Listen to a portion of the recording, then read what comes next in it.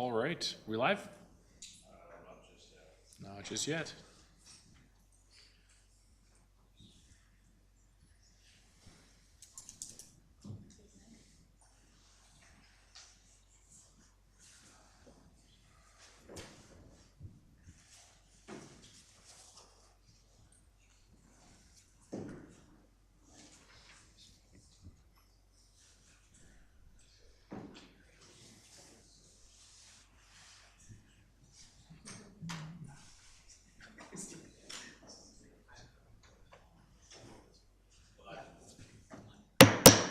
All right.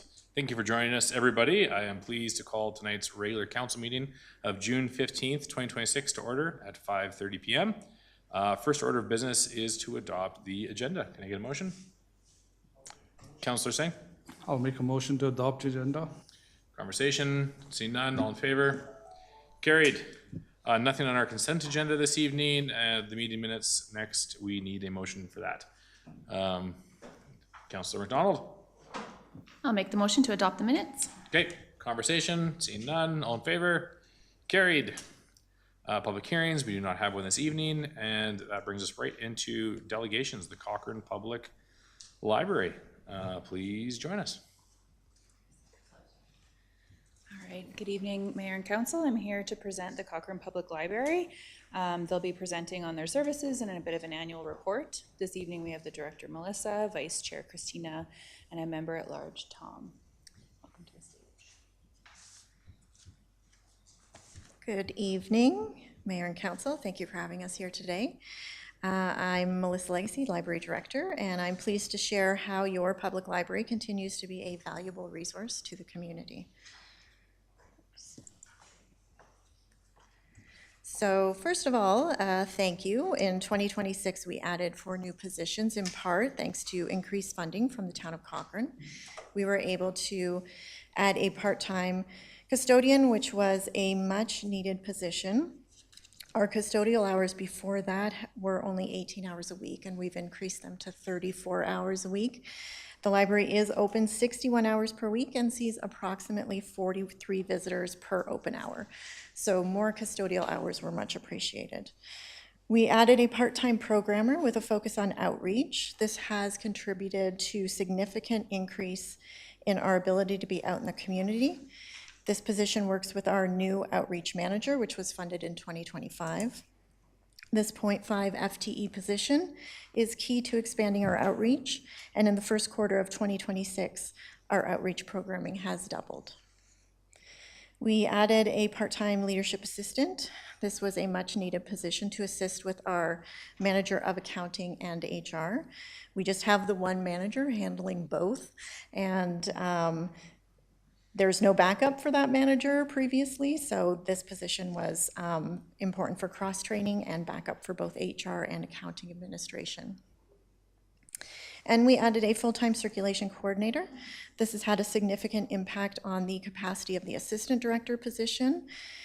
This new position oversees circulation staff workflow, scheduling, reporting, and other admin tasks as we continue to grow our circulation staff to meet the needs of those using the library.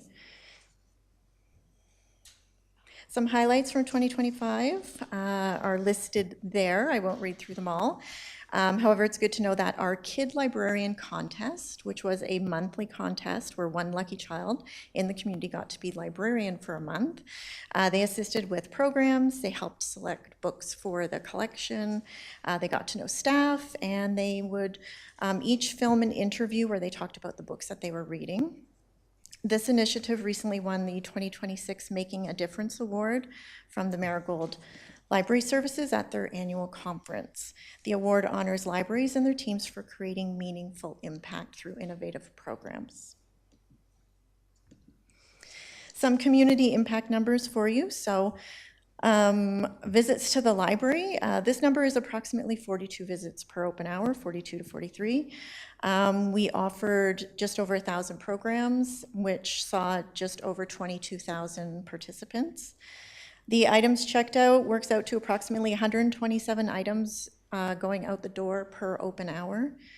And we had 161 room rentals in 2025. That's up 56% from 2024. And so far this year, we are up to 121 room rentals up to the month of May. So some significant resources that our community takes advantage of for sure. These are just some results from our patron satisfaction survey, which we do every year. 97% of respondents are satisfied or very satisfied with customer service, 94% satisfied, very satisfied overall, 90% find the library to be welcoming and comfortable, and 83% of respondents had been to the library in the last week at the time of the survey. I just wanted to take the opportunity to highlight the community support that the library also receives funds for programs and items that directly benefit the community. We have a lot of community support, so I didn't want to miss highlighting that. This funding helps support Summer Reading Club, our Lucky Day collection, program costs, new technology, furniture, and our Library of Things. Of course, we also apply for provincial and federal grants, and we have an active Friends of the Library group who raises money through their book sales.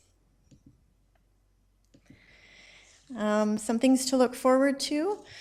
So we have our kickoff for Summer Reading Club happening July 6th.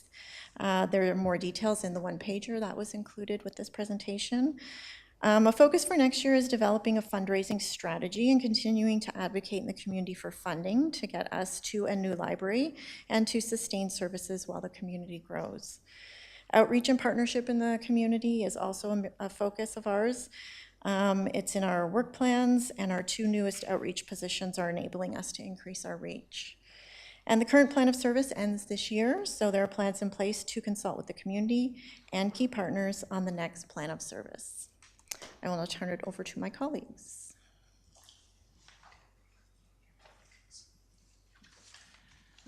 Thank you very much, Council, for the time, and thank you very much for all of the work that you do as our library director. The first thing that I want to really open with here is how great of a job our library staff have done to deliver these services. What we are going to focus on in the board portion of this presentation is how they are really rising to the occasion. To set the table, we really want to highlight also that a person does not need to pay a registration fee, buy equipment, or spend any money to come and access our services.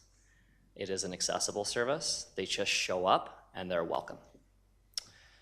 One of the things that I'll open up with highlighting is our growth in borrowing, which is a good thing. So users really, really love to read.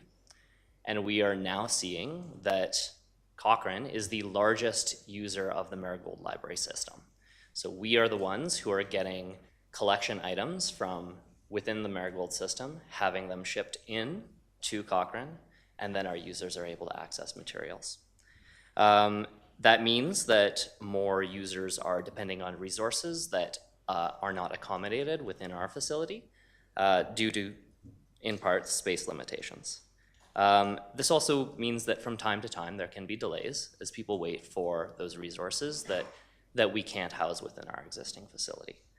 But at the end of the day, it is an amazing success that people are so enthusiastic about using our facility and accessing the resources through us and then by extension Marigold that they can use library facilities. And I'll turn it over to my colleague. Hi, Council and Mayor. Just wanted to say that, so we have one meeting room in the library, and we are really here to highlight how well our library staff operates under the challenges that we face. So we have one meeting room, and it is in constant demand. It is offered for zero charge to a not-for-profit group, and as Melissa's slide showed you, it went like it's getting busier and busier and busier. The word is out, and people love to use it. So in Q1 of 2025, it was rented 13 times. Q1 2026, it was rented 81 times. So even just managing that is becoming, you know, the library staff just does such a good job on that. Finding a quiet place to study, things like that, you know, it's becoming a little bit more tricky, but it's still being done in our library space. So with the diversity of users inside our space, you know, there's a diversity of needs. Sometimes people are collaborating, studying together. Sometimes people are reading quietly. And I'm sure that there are a million other things that could be described much more articulately by our director later on. But, you know, the staff manage as well as they can. We've also seen our staff innovate to deliver programming outside, off-site, and really in response to community needs. It was mentioned earlier that additional funding was provided by council last year in order to provide us with what we needed to hire the programming staff. What we learned through hiring that programming staff was we were enabled to offer additional services. Those additional services were immediately at capacity. So we learned through this experience that there was an unaccounted for demand in library services. And so we really want to thank council for giving us that opportunity to improve our outreach, to improve engagement with our services. And we are now realizing that there was previously an unrealized demand that we are going to continue to try to provide.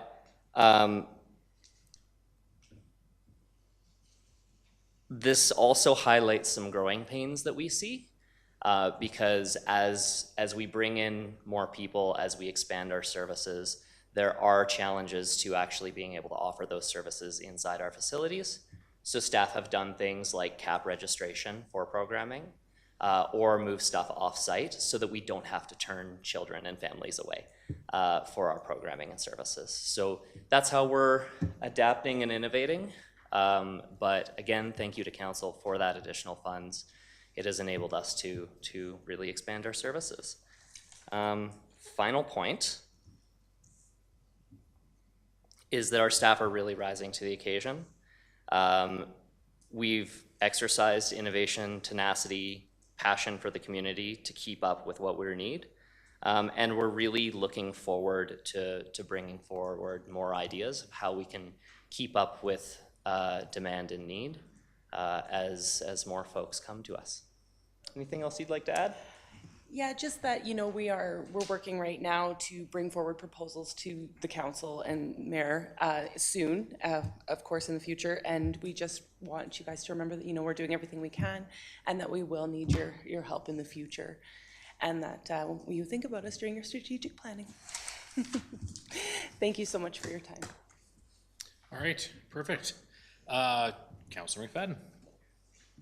Good evening, everybody. I just wanted to, I guess, put the motion on the floor to receive your information, your presentation for information, I believe is the motion. Thank you for the work that you do. I did want to expand on one of the pieces that you'd identified in your handout. And kudos first off for continuing to be such strong advocates. I don't think anybody is unaware of the innovation and the increased use and demand. And certainly as you highlighted in that Cochrane has the highest marigold use. And so there's demand for that. Of course, the biggest challenge the organization faces is we've well outgrown the building. And so, first of all, thank you for continuing to advocate for that in that space, and to also be innovative about how you continue to offer programming with the space limitations there. So my question from that then is, one of your upcoming events is to look for the pop-up library at the SLS Center. For me, that reads to be a little bit of kind of the start of a satellite program. But I wonder if you could just speak a little bit about the pop-up library and what the goals are there. Sure, so that's something that our outreach manager does. It's a new partnership with SLS, so we go to the library, we offer resources, membership sign up. It's kind of like a mini library in the SLS. I haven't been there myself, but have been advocating for that for a while, so I was really happy to see the outreach manager out there. So those are the things we're trying, is going out to places where we know the community already is, where we can engage with them because they may not be able to come to us. And we do hear from people who haven't been to the library in a while but see us at SLS or renew their membership or get membership while they're there. So that's just one of the things that we're trying to get out in the community a bit more.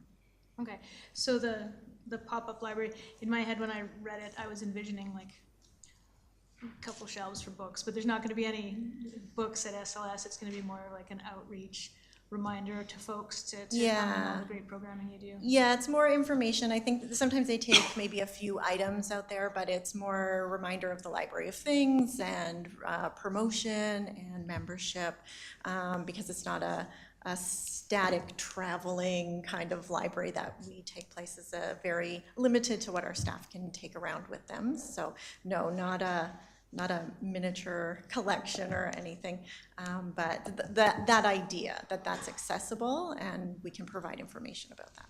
Okay. Yeah, thank you very much to you, the staff, and all your great volunteers for the great work you do. And I'm fairly confident that the library will be part of our ongoing strategic planning conversations. Thank you. Great, thank you. Mr. Councillor Federico next. Yes, your light is on.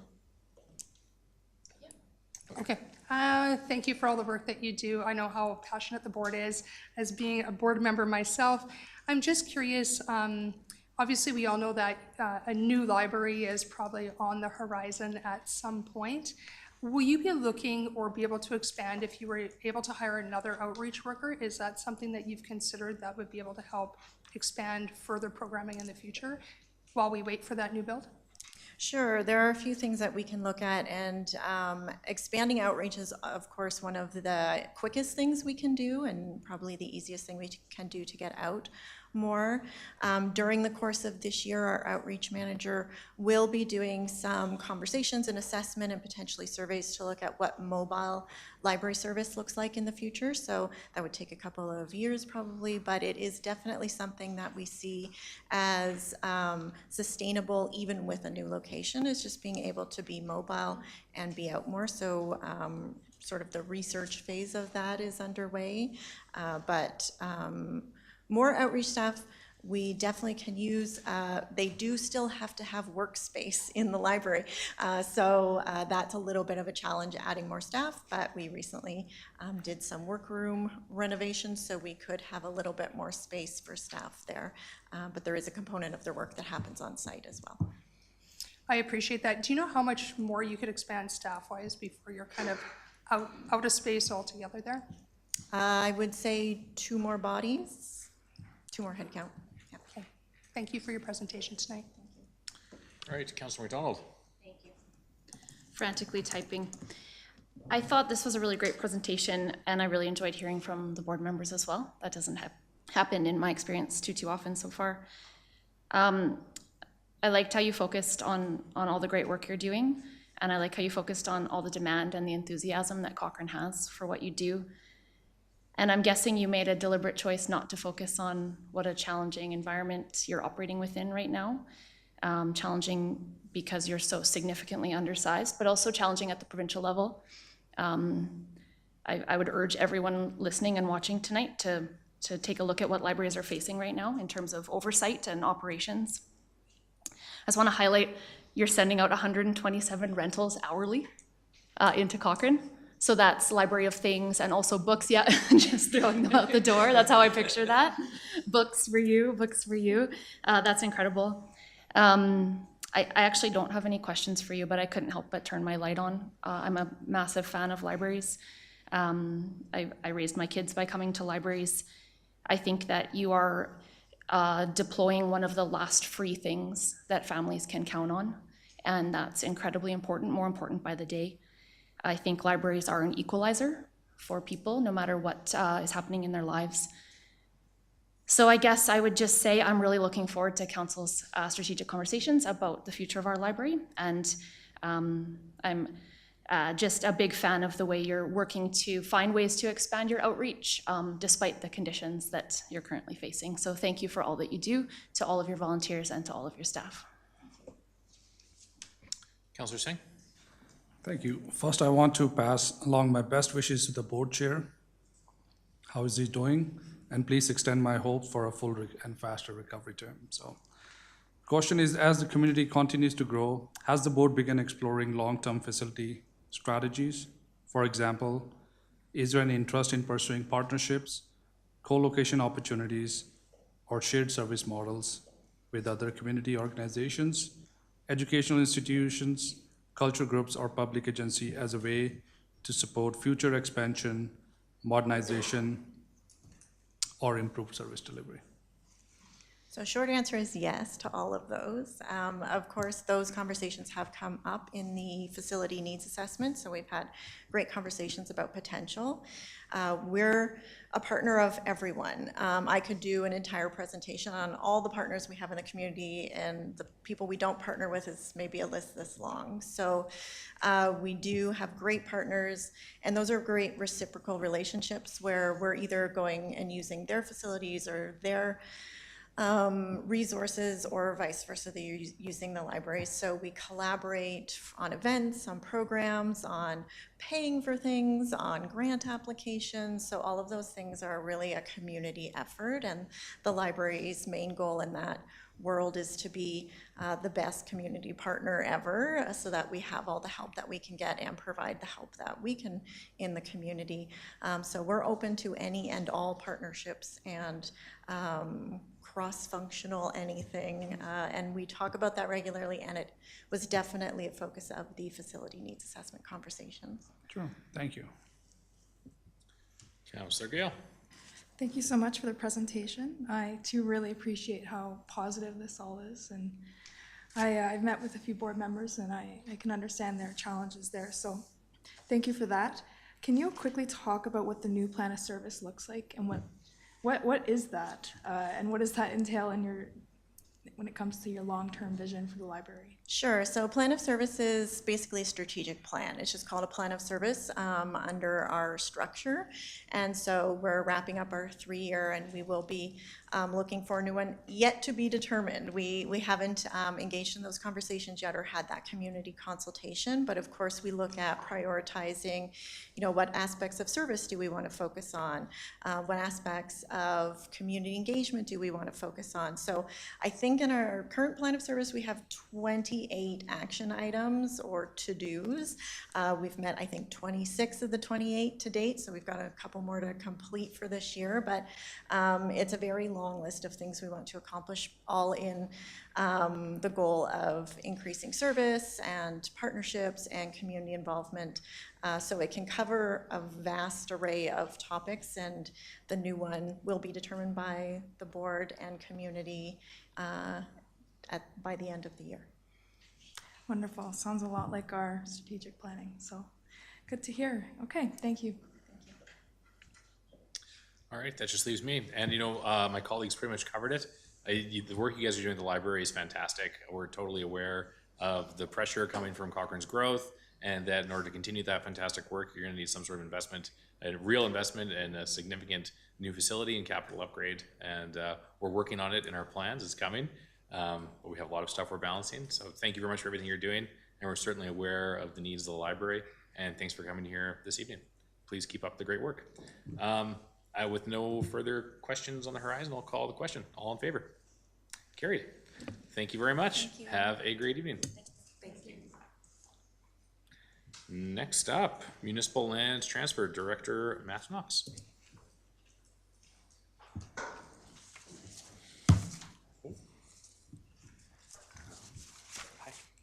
Good evening, Mayor and Council.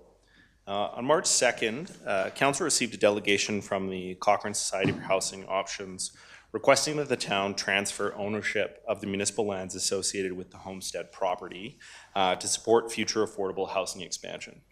In response, Council directed administration to explore all possible options, including transfer the lands, and bring those options back for Council's consideration. So for tonight, a bit of a process reviewing that request, which is detailed in the report, chat a little bit about the analysis of the various opportunities that administration sees as a viable future path, and some of the implications associated with the request that came from CSHO, and chat a little bit about those alternative approaches. So before we dig in at all, I just wanted to take a moment to recognize the important role that CSHO plays in our community. They are an essential partner in affordable housing. They've been here longstanding and continue to have an important role in providing affordable housing opportunities in Cochrane. The organization owns and operates the Homestead building, which is 35 units under our long-term municipal land lease, which is a 60-year annual lease rate for $1. In all of this, CSHO brings a lot of that operational expertise, community trust, and a long-standing commitment to serving our residents. When we were tasked to evaluate the request, there were 3 key questions that guided our review. And so focusing on if transferring this land would materially increase affordable housing outcomes in Cochrane. Is that public benefit proportionate to the value of the municipal asset that would be transferred? And could similar or better outcomes be achieved through less permanent mechanisms, such as a full transfer? Really, we're digging into financial implications, our responsibilities as a municipality, governance, the long-term flexibility, public interest protections, and affordable housing outcomes. So what was requested in the key findings? So CSHO had come and requested transfer of the underlying homestead lands to strengthen borrowing flexibility. As we dug into this, I think it's important to note that yes, a transfer of the lands could moderately improve borrowing capacity. Although that additional financing capacity, when put against that relative time and cost for development costs, it's limited in that scope. Also, that there were many different alternatives that CSHO could look into before this more permanent option. So again, digging into these potential benefits, as we mentioned, and this was something that they had presented on, ownership could increase their borrowing flexibility. They did share with us some term sheets from banks that demonstrated, yes, this could happen. It would allow the organization to leverage a larger share of the property's value. And I want to be clear about the difference between the fee simple ownership and the lease landhold. Lease landhold, an owner or someone who owns the lease can mortgage against the property on the site, but they can't mortgage that property against other projects. Owning the land would allow them the flexibility to leverage ownership to other properties. So in that aspect, provides greater control over the asset and potentially improves a lender confidence when you're starting to look for those larger sums. Should be noted again that administration found that borrowing capacity appears moderate rather than transformational. So when we're talking about looking for very large scale projects or a limited investment in municipal dollars, what can we get the most units out of? And really this additional financing alone is unlikely to support any significant housing expansion without any other sort of commitment from the various levels of government. So will a land transfer deliver more housing? From our assessment and chatting with administration, really feeling that this would support a modest increase in housing supply. We didn't receive any detailed proposal that demonstrated strictly number of new units, funding commitments from other levels of government, any operating sustainability, or the implementation timelines. Our estimates suggest that the additional borrowing capacity would be 3 to 4 additional units, depending on construction costs, unit configuration, and that availability of grants and sustainability. So as mentioned, it's not insignificant, but relative to the value of the land and what we're talking about, looking for something a little more transformational. So again, thinking about this, the homestead lands are a significant municipal asset, assessed today at around 4.7 million. That existing lease arrangement for 60 years is already providing substantial support. Of note, we also provide our operational grant to the organization. A permanent transfer really reduces any of our flexibility and control. And that's highlighted in the report. You look at the kind of comparison about keeping it as a leasehold versus expanding into the land transfer. The other piece that I think is really important as a municipality that is an issue and part of our recommendation is avoiding any sort of precedents that we would set for future land lease agreements with nonprofit organizations. At the end of the day, though, really any type of land transfer, and I think this is part of our own due diligence governments, really needs to be linked to a defined project or that measurable public benefit. I think, strengthening borrowing capacity, organizational capacity, yes, these are all real things, but it's important for us to be able to say, this is what we did it for, this is what it's specifically for. So, as we were tasked to dig into some of the other pathways, other ways that we could support advancing CSHO's mandate, several opportunities were identified, and things that were really, depending on council's direction, really looking to dig into with CSHO. So again, quite a bit that we could be doing through social finance impact investment, that capital layering with senior government grants and funding, looking into philanthropic investments, and some project-specific support. These are some of the tools that we could utilize, and I would suggest, or administration would suggest, that would generate some of those meaningful housing outcomes without us having to do something as permanent as transferring of the lands. So the recommendation from administration today is that we decline at this time. And when I say that at this time, I don't mean that we shouldn't revisit this conversation at some date. I definitely think if we were to exhaust all of the various options available to CSHO and say that, this is kind of what we should be doing as maybe a last step, as a tool, we could come back to this conversation. I think there's a lot we could do between now and then before we'd come back to this conversation. Our recommendation is to maintain the existing lease structure and continue to work collaboratively with CSHO. And as administration, support that exploration of this alternative financing partnerships and project-specific opportunities.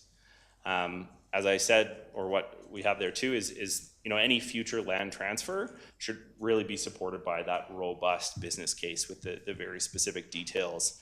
When we're talking about acquisition assumptions, financing, affordability constraints, operating impacts. There are a lot of alternatives to land transfer before we go there. I think the key takeaway for council tonight is wanting to really highlight that expanding affordable housing requires more than just access to land, and that this is really depending on us aligning the strengths and resources of ourselves and our partners in the community. So this is our recommendation to council. Open to any questions. All right, council, can I get a motion to kick the conversation off? Councillor McDonald? Yes. Sorry, still typing.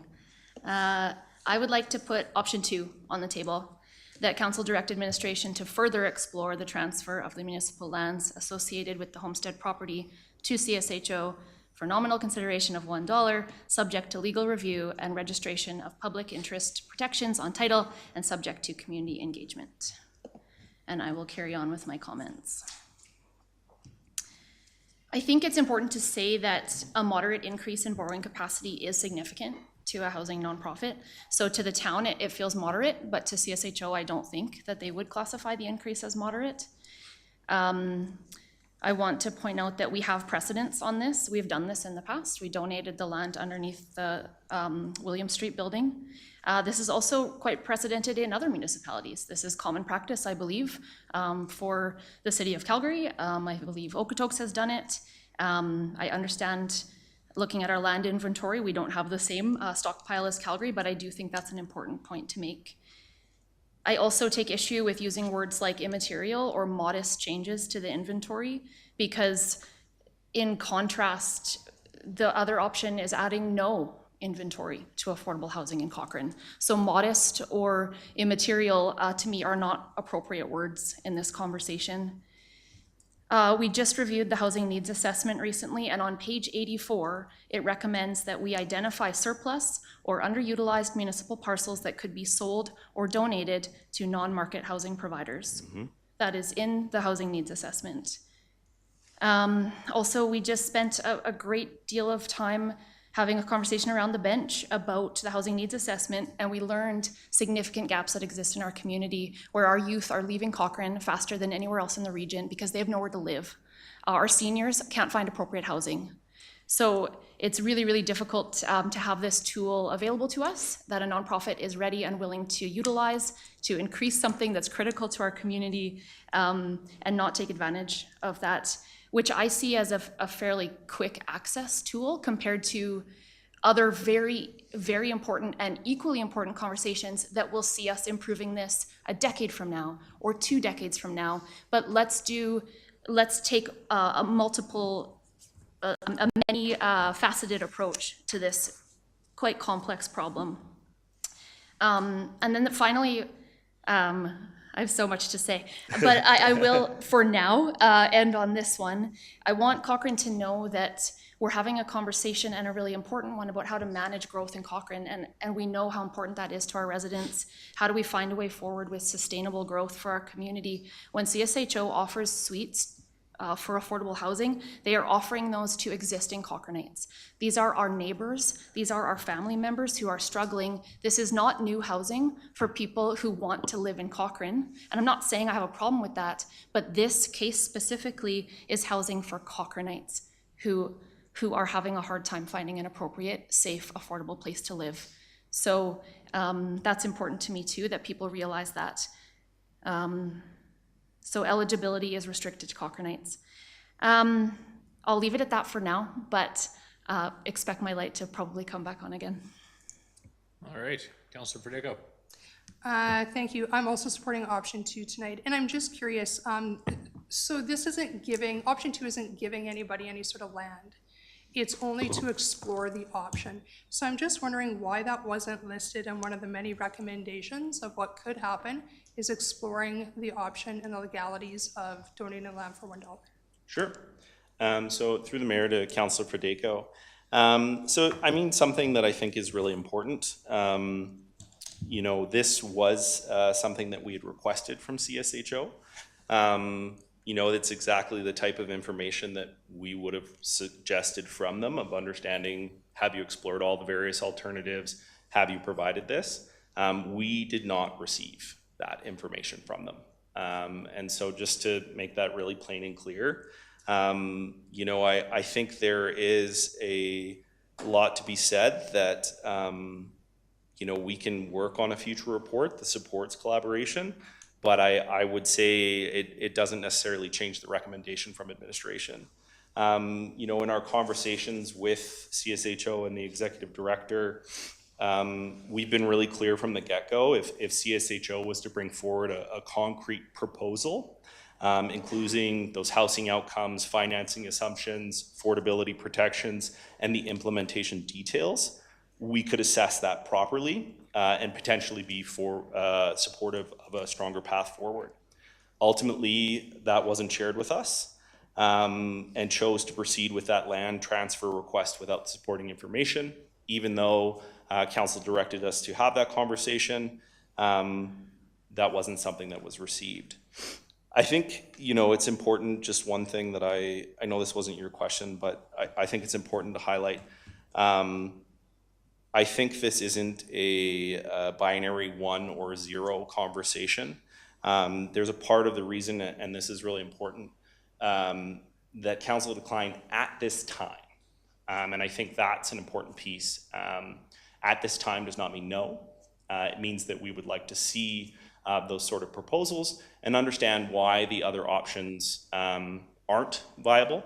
And if they have been explored, we would welcome to see that. That hasn't been shared with us.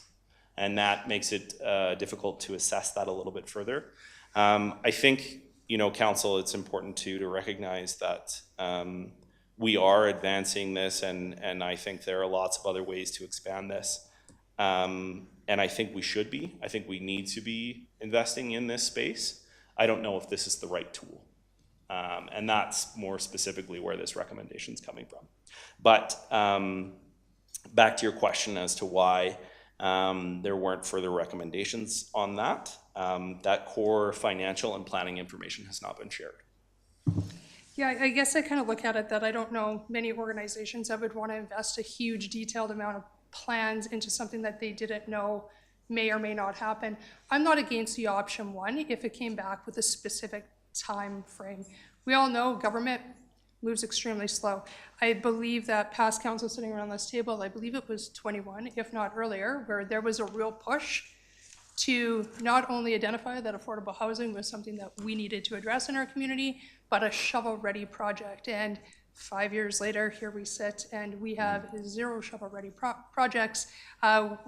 We aren't going on the RCMP land. We actually have nothing in the books when it comes to affordable housing. So I at least look at, not that I am suggesting that we give the land to CSHO, but I would certainly want to understand the legalities and the parameters around it so that I, as a council member, can then make that decision rather than it being a no from the administrative side. Unless there was a very short time frame to say XYZ, then we're proceeding. But again, I don't expect an organization to do a bunch of digging and legwork to something that they feel is not being supported from administration to begin with. I would at least like to take a look at this. I agree with Councillor McDonald when she said that it was stated actually in the assessment that, you know, donating land is how they can move forward. And I just don't see any other options, and I don't see the town coming up with any solutions. And so I just don't want to sit and spend another 4 years of a term waiting for a possible solution to come forward and then see that same talk happen in 2030, I guess, at that point. Councillor Singh? Thank you. I appreciate the work administration has done to evaluate this request and importance of balancing affordable housing objectives with responsible stewardship of municipal assets. I'm also curious whether there may be a value in exploring this matter further before reaching a final conclusion. The report identified public engagement and an additional legal review as a potential next step should council choose to proceed. We have taken a similar approach on other significant housing-related opportunities, including the formal RCMP lands, where council sought additional analysis, legal review, and public input before ultimately determined that the proposal was not feasible in the long run. Can administration speak to the potential outcome of undertaking a more detailed review process in this case? For example, could further legal analysis, stakeholder discussions, and community engagement provide council with a clear understanding of risk, opportunities, public sentiment, and potential safeguards associated with the transfer? So through the mayor to Councillor Singh, thank you. And for your question. So I think, you know, part of our initial conversations and review, there's a challenge here associated with digging into this information unless it's provided freely. And I you know, just giving you some context here, without being able to really dig into their, you know, finances and planning and tools and association, you know, if we were to ask, you know, what would this money go towards, and we're told that's confidential, we can't assess it. And I don't mean this in a negative way. I totally understand. You know, we've offered to sign an NDA with them and have those types of conversations. You know, when you're looking at the space of chatting with a bank, I can't go ask a bank on behalf of CSHO how much money they would get back. And that's a challenge associated with that. We've offered to go with them and explore these things. And I want to highlight again, we're not against that. If that was something that's welcomed, administration would be happy to work with them on those things. We've highlighted that, you know, of these various options, you know, associated with digging into this affordable housing delivery before looking into a land transfer, we'd be happy to do that with them. But it has to be in partnership and an open dialogue. You know, in terms of digging into this from a legal perspective, you know, we had requested exploring the various covenants associated with it, how that might change materially the amount that a bank would give, also something not provided to us. And so, you know, to Councillor Fadeko's point around, you know, a small organization might not have the capacity to explore those things. I really appreciate that. I've worked in the nonprofit sector, we have offered to provide that support. And I would say my recommendation, even after tonight, is to do that. So I would see the land transfer, more as a tool of last resort versus a no, and we're not going to do anything. There's part of a reason that we did our housing needs assessment was to identify the various ways we could do this, and the levers that would be appropriate for the town. I think there are many more levers, especially here, that we could look into first before we're looking at that full transfer. So being able to appropriately dig in around, the legality and the risk requires a more, I would say, open conversation with the board. So I'll follow up with that. So if council were interested in a more collaborative path forward, are there immediate options that could be explored with CSHO, such as enhanced lease arrangements, conditional transfer mechanism, development milestones, affordability covenants, or other protections that would allow council to better understand the opportunities while continue to protect the public interest? So through the chair to Councillor Singh, those are things that we requested and did not receive. I'll wait for my colleagues to reply and then I'll have. Councillor Gill. Is a buyback agreement something that could be considered in this case? So through the mayor to Councillor Gale, you could look at a buyback agreement. There are various ways that you do that. The piece for us is a lot of it depends on the lender that CSHO is looking to work with. So as you add in more covenants or more things like the town has first right of refusal, or that we get it at the 60-year mark for $1, whatever we sold it to, that decreases lender confidence and might create more issues associated with it.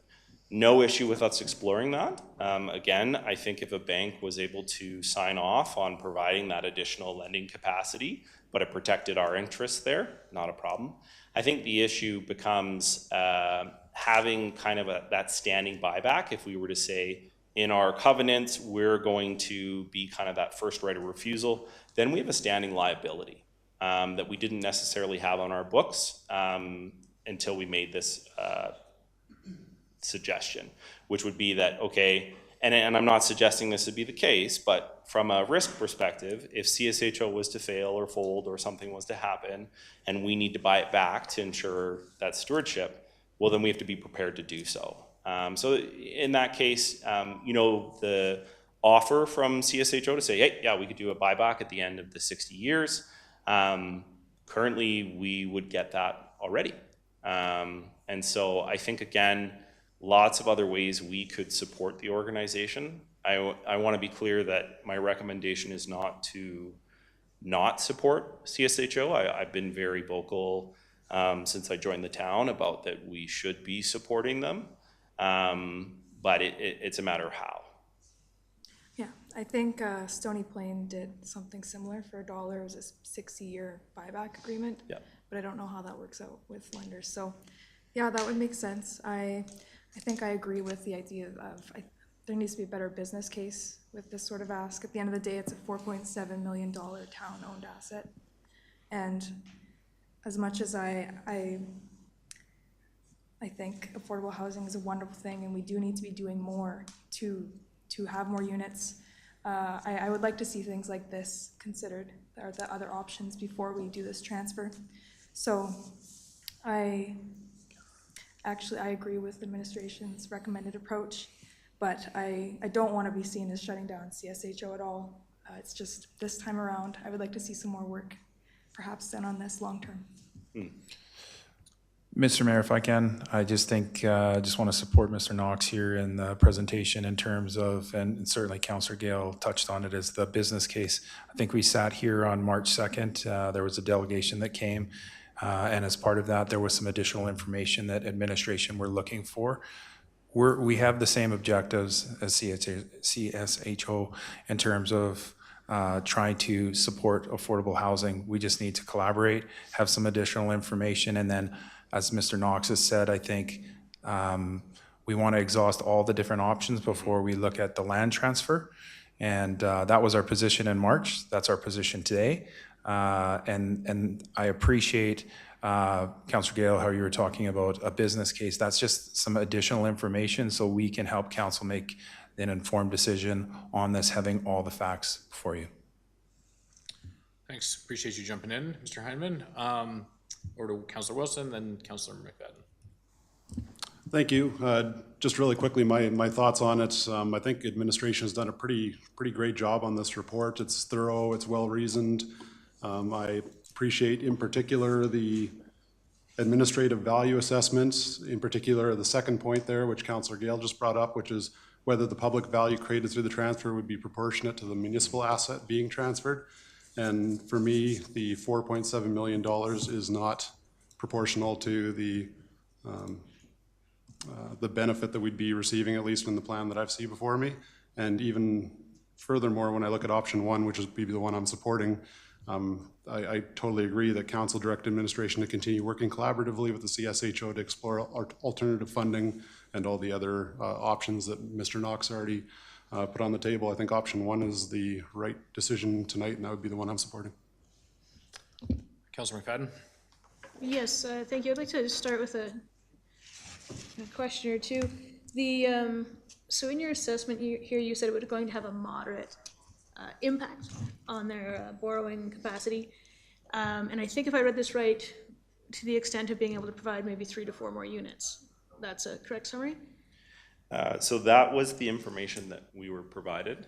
And again, I don't want to share the exact dollar amount. That was something that was provided to us in confidence. Okay. It isn't insignificant or immaterial, but again, without a plan of partnership or grants or something like that, it would result in 3 to 4 units. Okay. So, and my colleagues were great enough to, keep in mind the report we received and how not only we want this, but how badly we need affordable housing across the spectrum. So I'm certainly with my colleagues in administration, I'm trying to find some solutions to that. 3 to 4 units, there's only 35 units in the Homestead, so even that would increase our need by 10%, but in a community of 40,000, that's well short of what we actually need. And so to your point here, that we need some sort of, transformational change, and that might be something that I'd more be interested in investing a $4.7 million asset in. One of the things that I always firmly believe is, if you can acquire and keep land, they're not making anymore, and our ability to ever get land in the downtown core at a future point, I think will be marginal and difficult at best. My next question then is around, do we know the lifespan of the building?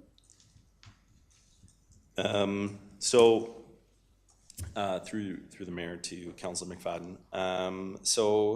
Not 100% sure what the specific lifespan of the building is.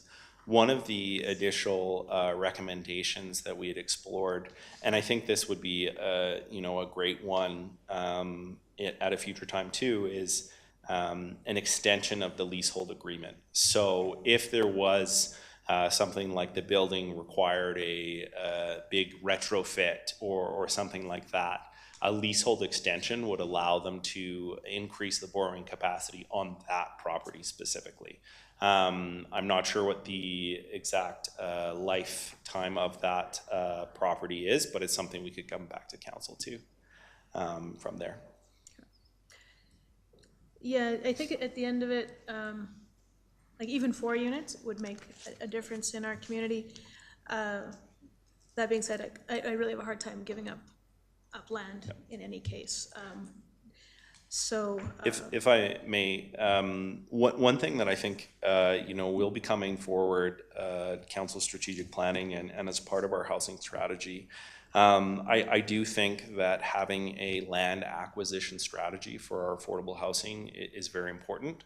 What I would suggest, or administration, sorry, I'm sick, I'm not as good as I normally are But the perspective of if we could look at future land acquisition and entering into leasehold type agreements again in the future. So again, we're keeping the asset, we're keeping the land, we keep a lot of the municipal control that we might have in different spaces, and we work with CSHO on those types of projects in the future. That's where I'd recommend that we invest something like the amount of the value of the land versus transferring this land. I think we have a lot less as an organization, kind of that governance or partnership with transferring land.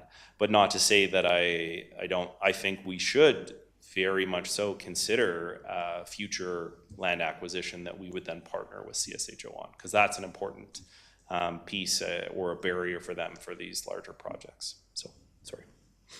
No, thank you very much for the clarity. I think one of the things I do like about the ask is we're going to need to get innovated, and we're going to need to find solutions to make it happen. So I'll be supporting the first option. But with that is also, I know we're going to talk about it in strat plan, but a commitment to find a way to collaborate, find a way to help the organization, if it's strengthen the organizational capacity so that we can get those business plans so it's easier to partner with. Any of those things to help build this collaborative partnership in a stronger sense, I'm a big supporter of. So we need a solution. I think I do agree with administration, this isn't the one. All right, before I pass it around, I'll take a moment to comment. First thing I want to clarify is just, I feel, having listened to everybody speak, that if I was a member of the public and I hadn't read the agenda or what's on the board here, if I was just listening to the conversation, I may inadvertently think that the recommended action was just to slam the door on CSHO. And I want to highlight again that that was never what was recommended from administration. Mr. Knox articulated it was just not at this time, which is included right in the motion. And then there's a second part of the motion, which is a recommendation to continue finding options and work collaboratively together.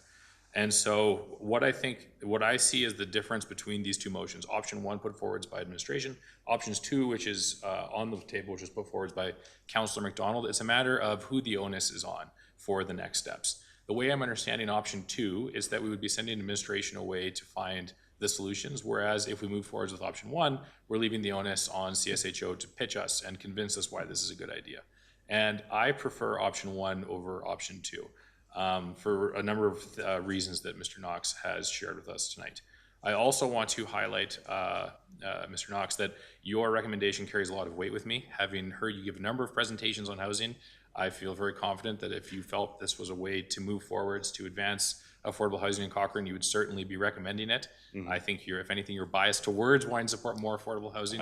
I am. Yes. So the fact you're not recommending it really gets me, perks up my attention and gets me listening.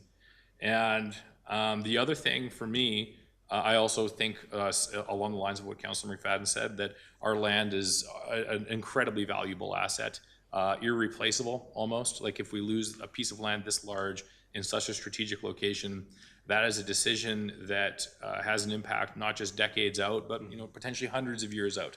That piece of land is something that municipal governments for generations are going to want to have as a card in their hands to do stuff with. And I would need to be convinced of an exceptional business case before I would want to support giving it away. And it would take more than 3 or 4 or 5 housing units to convince me to do that. So I will not be in support of option two. I am in support of option one, but at the end of this whole conversation, we'll happily support, after we vote, whatever the will of council is. Back over to Councillor McDonald. Thank you. I understand there's 2 different numbers being floated on the value of the land. So I was curious if you could talk to us about that. And then secondly, I believe CSHO actually thinks they can leverage this land for up to a maximum of 20 units of affordable housing. And I'm not talking about development, I'm talking about acquisition. So can you also speak to that, please? Because that's an incredibly different set of scenarios. Yes.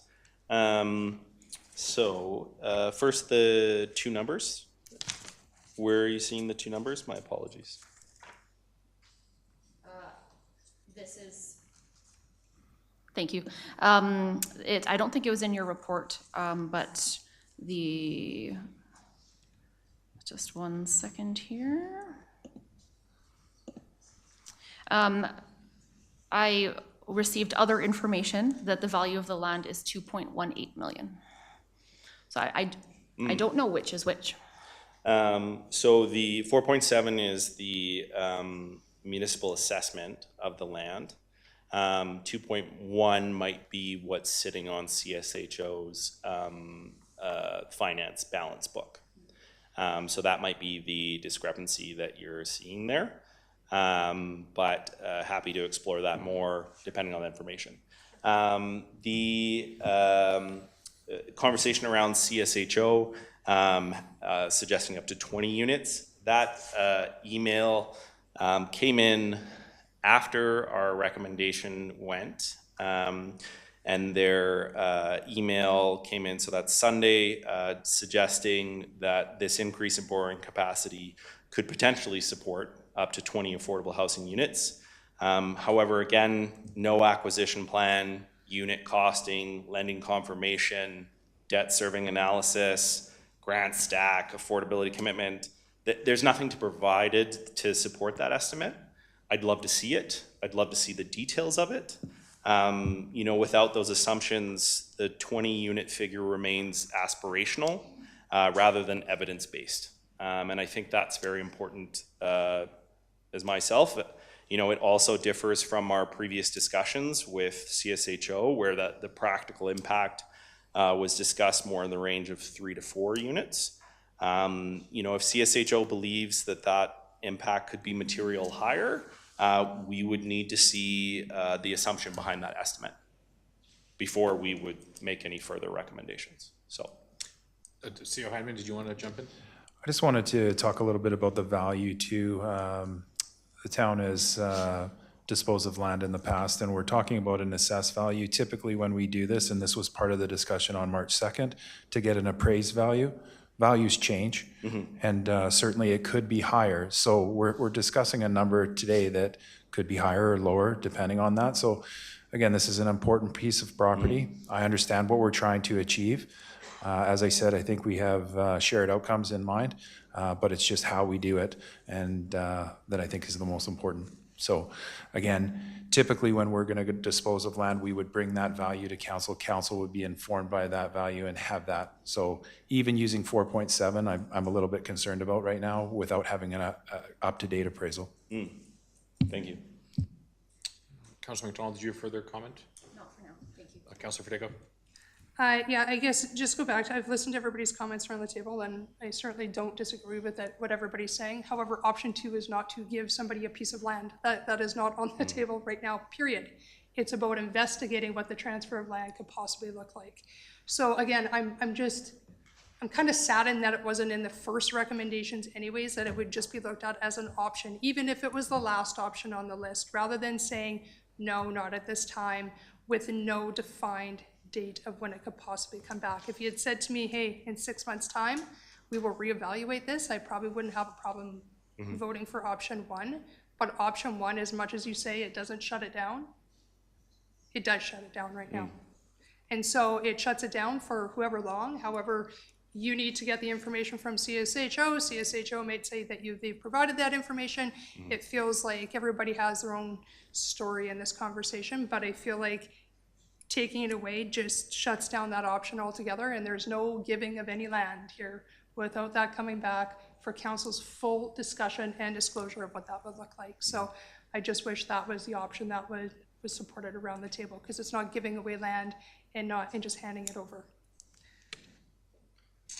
Councilor Singh? Just want to piggyback on Councilor Fideko. So let's say council goes with option 2. Does it say we are signing a land deal, or is it just we're exploring option that CHO has to give you all the information, public engagement, and then we'll be able to decide as a council, right, sitting here in a council chamber? So just trying to understand that. So through the mayor to Councillor Singh, when we were talking about the 2 recommendations that came forward this evening, or the 2 options, You know, and the piece around option 2, around this piece of really further exploring the transfer of lands, I think this is where, you know, we're gonna incur costs with a legal review and, you know, digging into these public interest protections on title and things like that.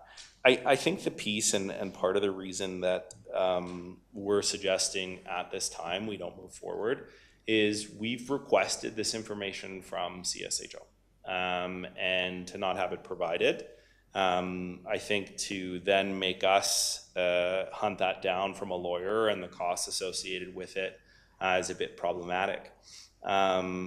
You know, I don't think it shuts it down. We could definitely do it. It does require an investment in administration's time and the cost of hiring a lawyer to dig into these things further. I think, you know, the primary thing that's important, and I think the mayor captured this, is if you've seen me in other spaces, I'm actually very pro and advocating for these spaces, or as administration. And I think this at this time was a very important piece that I wanted to add. I wanted that to be very clear, Councillor Fedeko, that we're not shutting the door. And so I understand that that's how it reads to you and how option 2 might look at that a little differently. But I think the difference between the two of them is option 1 is, you know, let's explore all these other options together. Let's work collaboratively. But it is some of that onus on CSHO to come to us and work with us.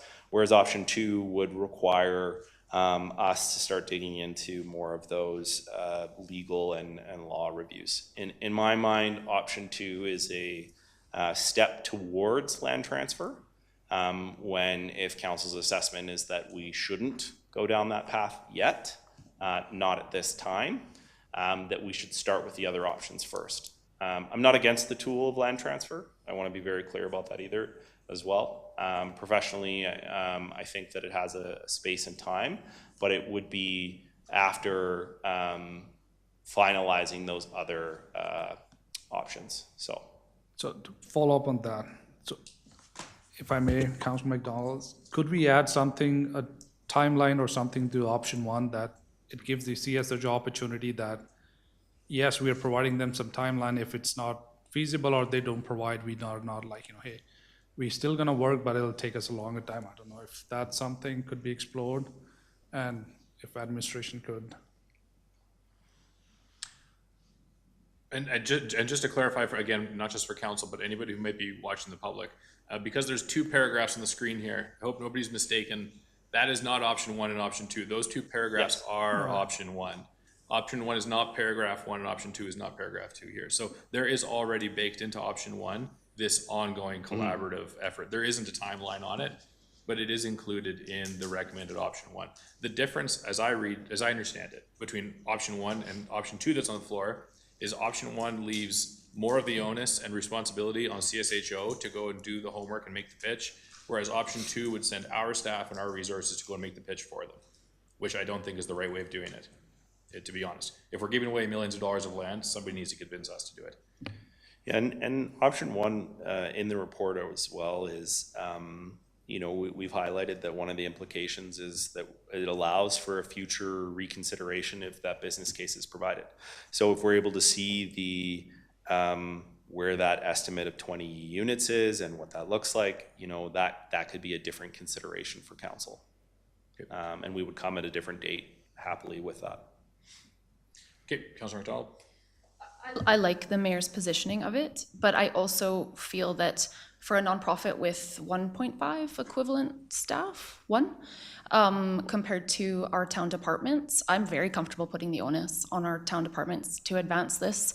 And then the other thing I wanted to say is the presentation we were brought tonight, it's very clearly being laid out that CSHO did not provide what was required. We haven't heard why, or to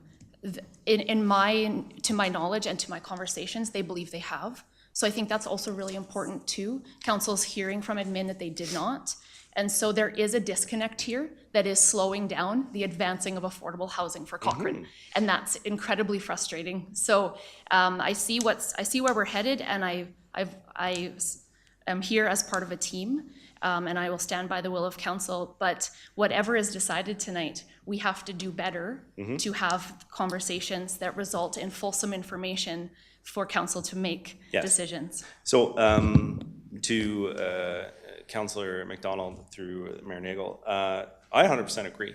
As part of the email response to CSHO, and numerous times we've offered to come to the board to speak with them, and have been declined. So again, happy to come and chat and dig into those things. I think we have several emails back to administration that we can share, or back to CSHO's administration, saying exactly what we needed. And the only thing that we were provided was a term sheet of how many dollars this would increase. In conversations highlighting again that we would need to see this business case, specifically acquisition plan, unit costing, all of these things. So I'm not sure where we could have been more clear about what was required. But I do want to highlight, and I think this is really important, I want to continue that conversation. I want to come sit down with CSHO and have us explore all of these things with them. If we can have that open dialogue about, what are their strengths, their opportunities, their challenges, their barriers, the ask of the land transfer, I really understand it as CSHO, and I don't want to talk on their behalf, but this is my understanding of it, is like, we are trying to advance affordable housing and we're not sure how to get there. We see this as a very viable tool to do so, which is true. It is a viable tool to do so. And we've said, okay, what about all these other tools? Can we dig into that with you? And not have that kind of, I would say, space or opportunity to say, yeah, let's do it. And so from that perspective, again, would love the opportunity to work with CSHO on these things. As I mentioned, strong valued contributor in our community. They do wonderful things. I have nothing but praise for the work that they've been doing with those individuals who live in the Homestead and their various properties. But this is also, I think, we've offered that capacity from our administration. And if that is something that would now be considered, because if council decides not to explore the land transfer, and it is now something that CSHO's board is open to, we're here, and we'd love to support that. I think that's always been our stance in those spaces. So, I agree. I would love to see us be much more collaborative and work together in that space. Tio Hyman, I saw your light. Do you have something to add before?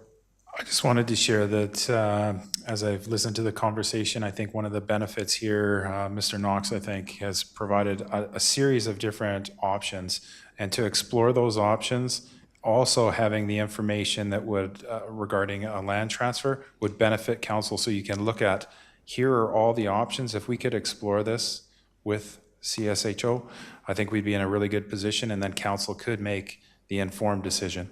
I think that's what Matt's essentially saying, and certainly I'm supportive of that as the best option, protecting the municipal interest and also delivering on the objective of affordable housing in our community. Okay, Councillor Federico. Lastly, I hope that collaboration does happen, because I think that there is probably some different viewpoints from CSHO side to administration side, and I hope that it's all done before another housing needs assessment needs to be completed, because let's face it, if we're going to talk about legalities and cost of legal reviews, we don't need to do another assessment to tell us that we need more affordable housing units in our town. We already know. So let's just get on it and figure out a solution. And if there's, I believe that I would speak on behalf of Councillor McDonald and I, who are board representatives of CSHO, please come to a board meeting so that we can all sit down and have the same information, because I don't want to have this side of the story and this side of the story and nobody's communicating. That is not helpful. Let's just move the needle so that we're all doing what we want to do, which is get more affordable housing units. Agreed. All right, seeing no conversation, I want to add that council, as a group, we have talked lots about working well together, especially when we don't agree on everything. And this is one of those moments where there's a bit of a split on the bench, so thank you, everybody, for sharing their thoughts. Thank you, administration, for your efforts, and thank you to CSHO for doing stuff on your end as well to support this conversation. So, the motion we have on the floor is option 2, which is to send our administration to find further options to explore this. I shall call the question. All in favor of option 2? That is option 2. All opposed to option 2. That did not pass. Can we get a motion for option 1? Councilor McFadden? Yes, I'm pleased to move the recommended action, and I do want to just, read it out. That council decline at this time the request to transfer ownership of the municipal lands associated with Homestead property to the Cochrane Society for Housing Options. Further, that council direct administration to continue to work collaboratively with CHO to explore alternative funding, financing, lease-based partnerships, and project-specific approaches that support the long-term sustainability and expansion of affordable housing in the community. And so for me, at the end of the day, I didn't actually find the two options that far apart. I found that they were both encouraging us to work collaboratively and have a relationship to finding options. So for me, I didn't read it that it was that far apart. What I did learn from tonight, though, is we clearly need to keep working on the relationship, because, and this happens when, council we go, we're acting as liaisons between the council bench and the organizations we're working with. But at the end of the day, we can only make the decisions based on the information that's in front of us. So if the two council reps had other information that is clearly, there's a difference of $5 million of valuation there. It's a significant piece where we need to make sure that when we are having these conversations, that we're all lined up in having a fact-based conversation that we can all agree that is the starting point. So for me, that was one of my key learnings from tonight, is that we just need to keep on having those conversations so that when we do get to having, leaning into any of these spaces, whether it's significant land transfers or collaboration with grants or funding, that we're all on the same page and operating from the same level setting of knowledge. So so I support option 1, the recommended action. And for me, I've always been a supporter of CHO, so it's a little bit weird for me to not going with something that they wanted to articulate for, but I think this is the best way to keep this partnership going and to make sure that finding some real options. And I want to also drive home, I think the mayor did a good job, that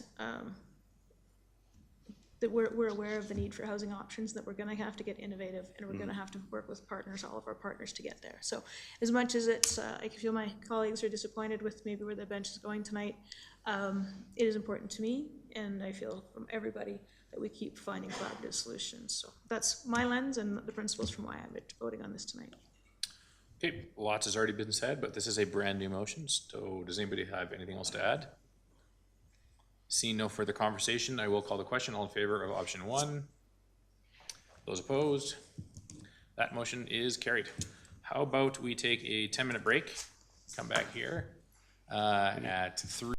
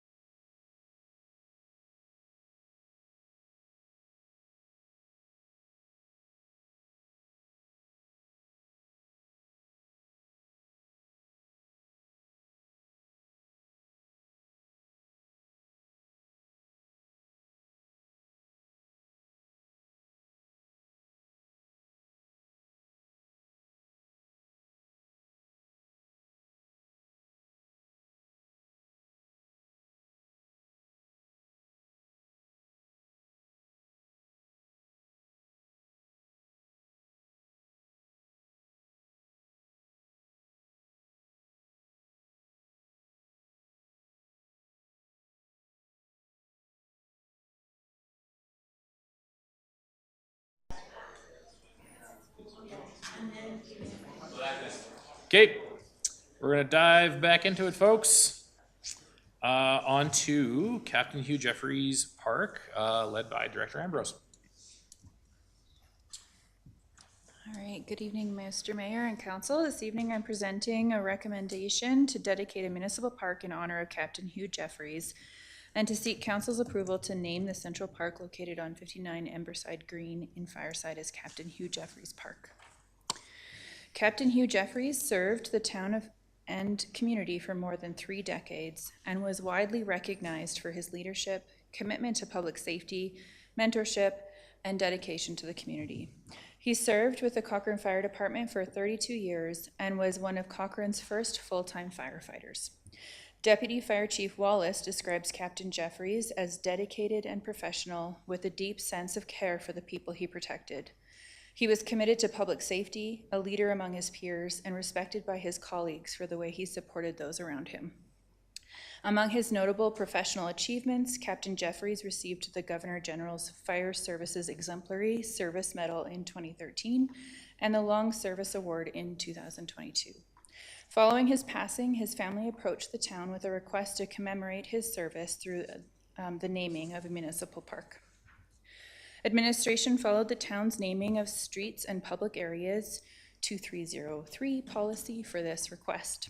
The policy states that municipal parks may be named in honor of individuals who have made significant contributions to the community through volunteerism, historical significance, or other notable achievements.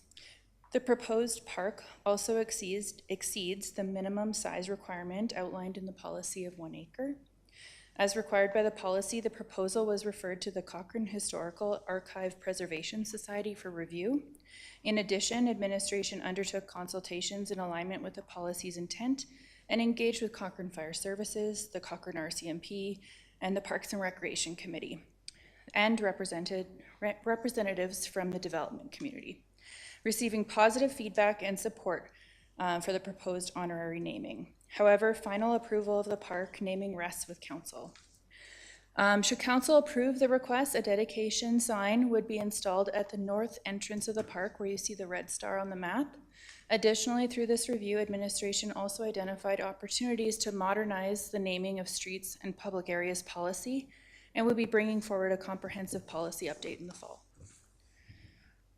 This slide provides a conceptual example of the proposed dedication sign. The estimated cost for fabrication and installation is approximately $2,500 and would be funded through the Parks and Active Living operating budget.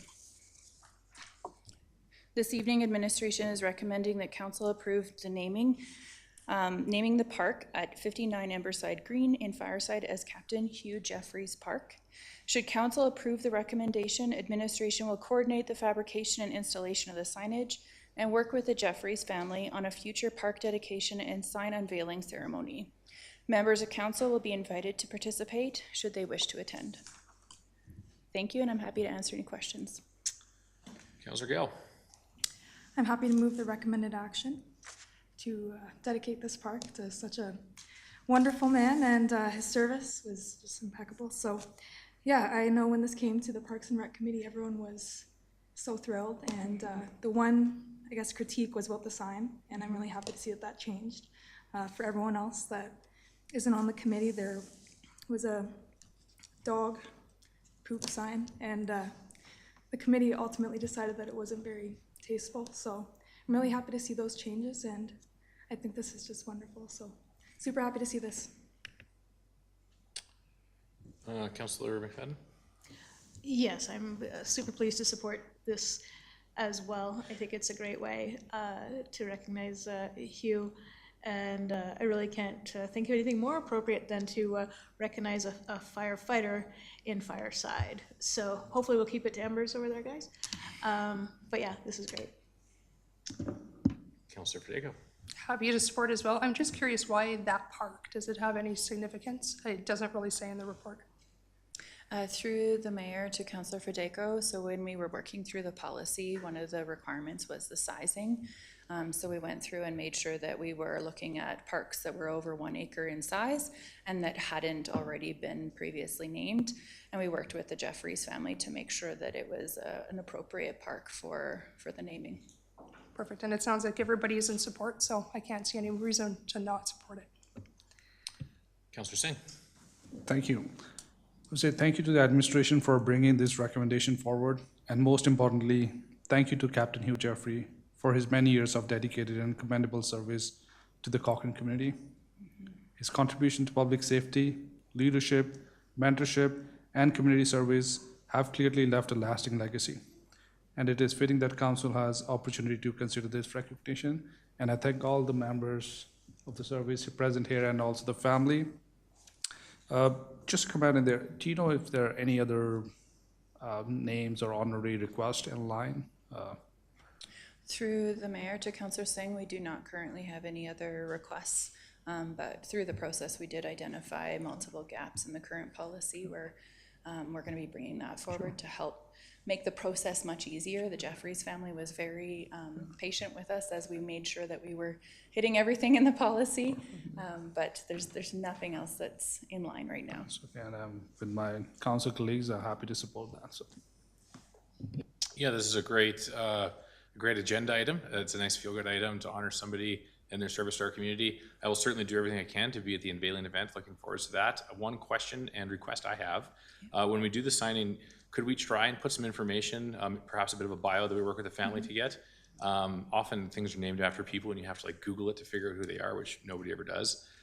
Maybe we could even just put it on the back side. We could do, sign name on the front, info on the back, or whatever we could figure out. But I'd really appreciate if we could have a bio included there in the actual signage so people in the community can read about it.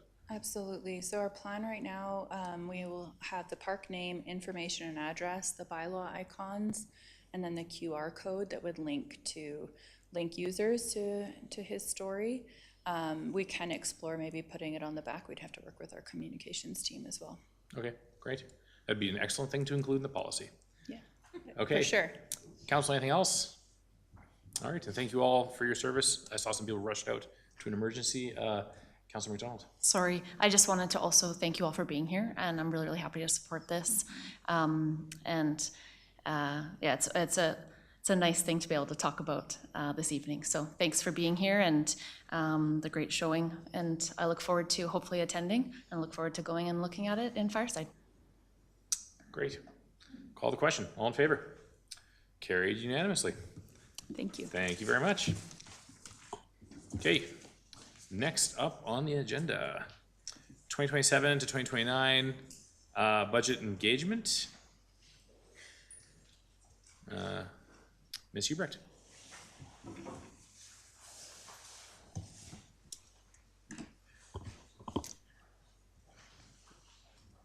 Good evening, Mayor Nagel and members of council. I am pleased to be here with you tonight to speak about the recently completed budget engagement. This evening, I'm joined by Patrick Kaiba, Principal Consultant with Advanis.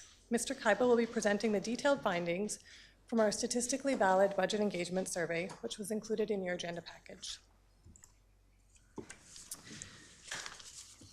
Before reviewing this year's engagement activities, I'd like to provide a brief overview of how this engagement has evolved. This marks the town's fourth consecutive year of dedicated budget engagement, reflecting council's ongoing commitment to involving residents in discussions about municipal priorities and financial planning. Each year, administration reviews the engagement process and identifies opportunities for improvement. Our goal is not only to gather feedback, but to continually improve how we engage residents and the quality of information we bring forward to council. This year's engagement program represents an evolution of the work undertaken over the past 4 years and combines both qualitative and quantitative feedback to provide a more comprehensive understanding of resident perspective. As we did last year, this year's engagement included 2 key streams. First, a statistically valid survey conducted independently by Advanis through both online and telephone surveys. And second, a facilitated focus group led by Parsons Dialogue to gather feedback into qualitative insights into resident values, expectations, and perspectives. These activities were supported by broader communications an outreach program designed to maximize awareness and participation across the community. Our objective was to create a balanced engagement program that would not only tell us what residents think, but also to help us understand the why. A significant effort was made to ensure that residents were aware of the engagement and had the opportunity to participate. The campaign included a personalized letter mailed to every household in Cochrane, along with promotion through all of our town channels. Residents could learn about the engagement through our Let's Talk Cochrane site, social media channels, email communications, our website, our app, road signage, telephone outreach, radio and newspaper advertising, and our presence at the Cochrane Trade Show. One of the most notable findings from the survey was that direct mail continues to be our most effective awareness tool. And 65% of respondents indicated that that is how they learned about the survey this year. Since launching budget engagement, we have received more than 3,200 responses from residents through surveys and engagement activities. While participation levels vary from year to year, the overall trend demonstrates sustained interest from residents in municipal budgeting and long-term community planning. The introduction of focus groups in 2025, the refinements to the survey in 2026, and continued investment in communications and outreach have all contributed to continuing to strengthen this engagement. On April 29th, we hosted a focus group with 16 community members. This focus group was facilitated by Parsons Dialogue with an introduction from Mayor Nagel and CAO Heineman and support from Mr. Blanchette. Participants were recruited through a random selection process, with 4 returning from the 2025 focus group. This provided both fresh perspectives and continuity from previous years. The discussion this year at the focus group focused on several key trade-offs and competing priorities currently facing council. These included investing in essential infrastructure versus community amenities, stable taxes versus service levels and investments, growth and economic diversification versus community character. One of the strongest themes that emerged was a desire to prioritize maintaining and renewing existing infrastructure before investing in new amenities. Residents generally felt that protecting and maintaining these assets and services already in place should remain a priority as our community continues to grow. Growth management was another significant topic discussion. While participants generally acknowledged that growth brings opportunities and benefits, many emphasize the importance of ensuring infrastructure, transportation networks, and municipal services keep pace with development. Participants also spoke extensively about preserving Cochrane's unique character. Community identity, Western heritage, and small town feel were consistently identified as qualities residents want, considered as future development decisions are made. While discussing taxation and municipal spending, participants expressed a preference for stable taxes and responsible financial management. Residents also encouraged the town to continue pursuing operational efficiencies and demonstrating responsible stewardship of public funds. Looking ahead, transportation connectivity, affordable housing, infrastructure renewal, and long-term financial sustainability were identified as important priorities for Council's consideration. These discussions provided important context that complements the survey results you're about to see from Advantis. As part of the focus group, we also asked participants to comment on the Citizens Budget Book and the town's overall communication strategy as it relates to the budget. While the feedback was positive and participants identified that the Citizens Budget Book helped improve their understanding of municipal finances and how budgeting decisions are made, they also identified opportunities to strengthen further future communications. This included providing additional financial context, clearer explanations of major investments and trade-offs, more detailed cost-benefit information, and interactive tools that would allow residents to explore budget information in greater depth. Administration will use this feedback to continue to improve our budget communications and engagement initiatives. Working closely with Advantis, administration undertook a comprehensive review of our budget survey this year. As Council may recall, in previous years, we kept the survey quite consistent to ensure that we were able to have a year-over-year data that we could compare. One of the key changes this year was simplifying the survey to make it easier for residents to complete while still capturing the information needed to support budget planning and decision-making. We also introduced a new quality of life measure to better understand how residents feel about living in Cochrane, and this establishes a valuable baseline that can be tracked over time and compared in future years.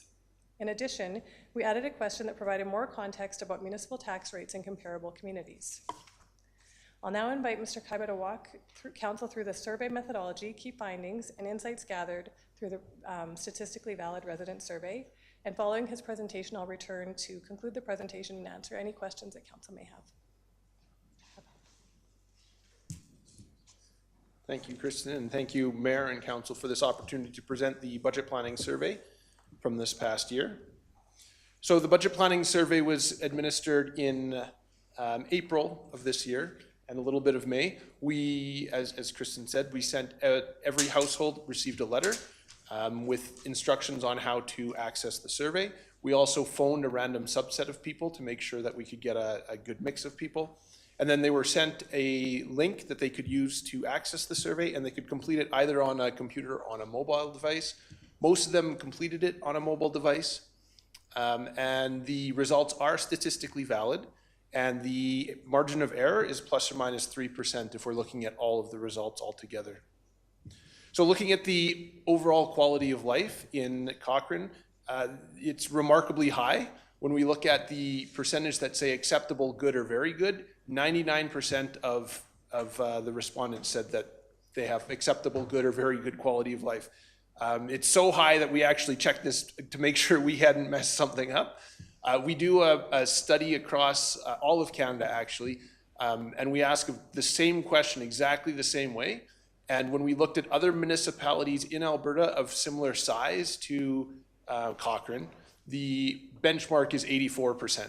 So you're 15 percentage points higher than that. And specifically, if we look at that very good, we've got 39% who say very good. The municipal benchmark there is 24%. So again, your 15% of people are in that very good bucket. And just one group that I want to call out, those age 65 or older, 55% of them said very good. So apparently I'm going to retire in this community because it's amazing for retirees. Very common, actually. Very common. Okay, so as I'm sure you all know, the budget, there's two parts to the budget. There's the essential spending, which covers the core items that are necessary to keep town running. And then there's the service and investment areas, which are categories where spending can be increased or decreased based on budget. And I believe these are the budgets that were last year's budget that were for 2026. So we showed this graph to individuals so they were aware approximately how much of the discretionary budget is spent on these different items. And so what we wanted to do was get figure out how important each of these different investment areas are for individuals. And one way to do that is just ask importance. The trouble is if you do that, everything is going to be important. So what we did instead is a trade-off exercise where we used a statistical design to break these 9 categories or these 9 service areas into groups of 3. And we asked individuals to choose which one they felt was the most important out of those 3. And because there's a statistical design, once you aggregate everybody up, you can get a relative ranking for how important each of these priorities are. And so again, these are relative rankings. Don't look at this like 13% say that transportation is important. It's all relative. So what we see at the very top is roads. That was the most common item by mentioned when it was in a group, 57% of the time. If you drop down to economic development at 27%, that's roughly half of roads, meaning that you have twice as many people saying roads is more important than economic development. And then if you drop down, you can see transit at 13% is again about half.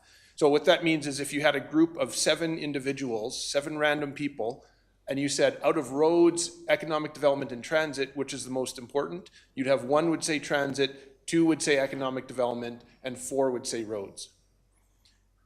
And so you can see here there's sort of three groupings. You've got, well, 4. Roads at the very top is the most common, followed by parks and open spaces, fire services, and recreation community partners is the sort of top tier. Then you have RCMP, economic development, and FCSS is a middle tier. And then municipal, enforcement, and transit is much lower.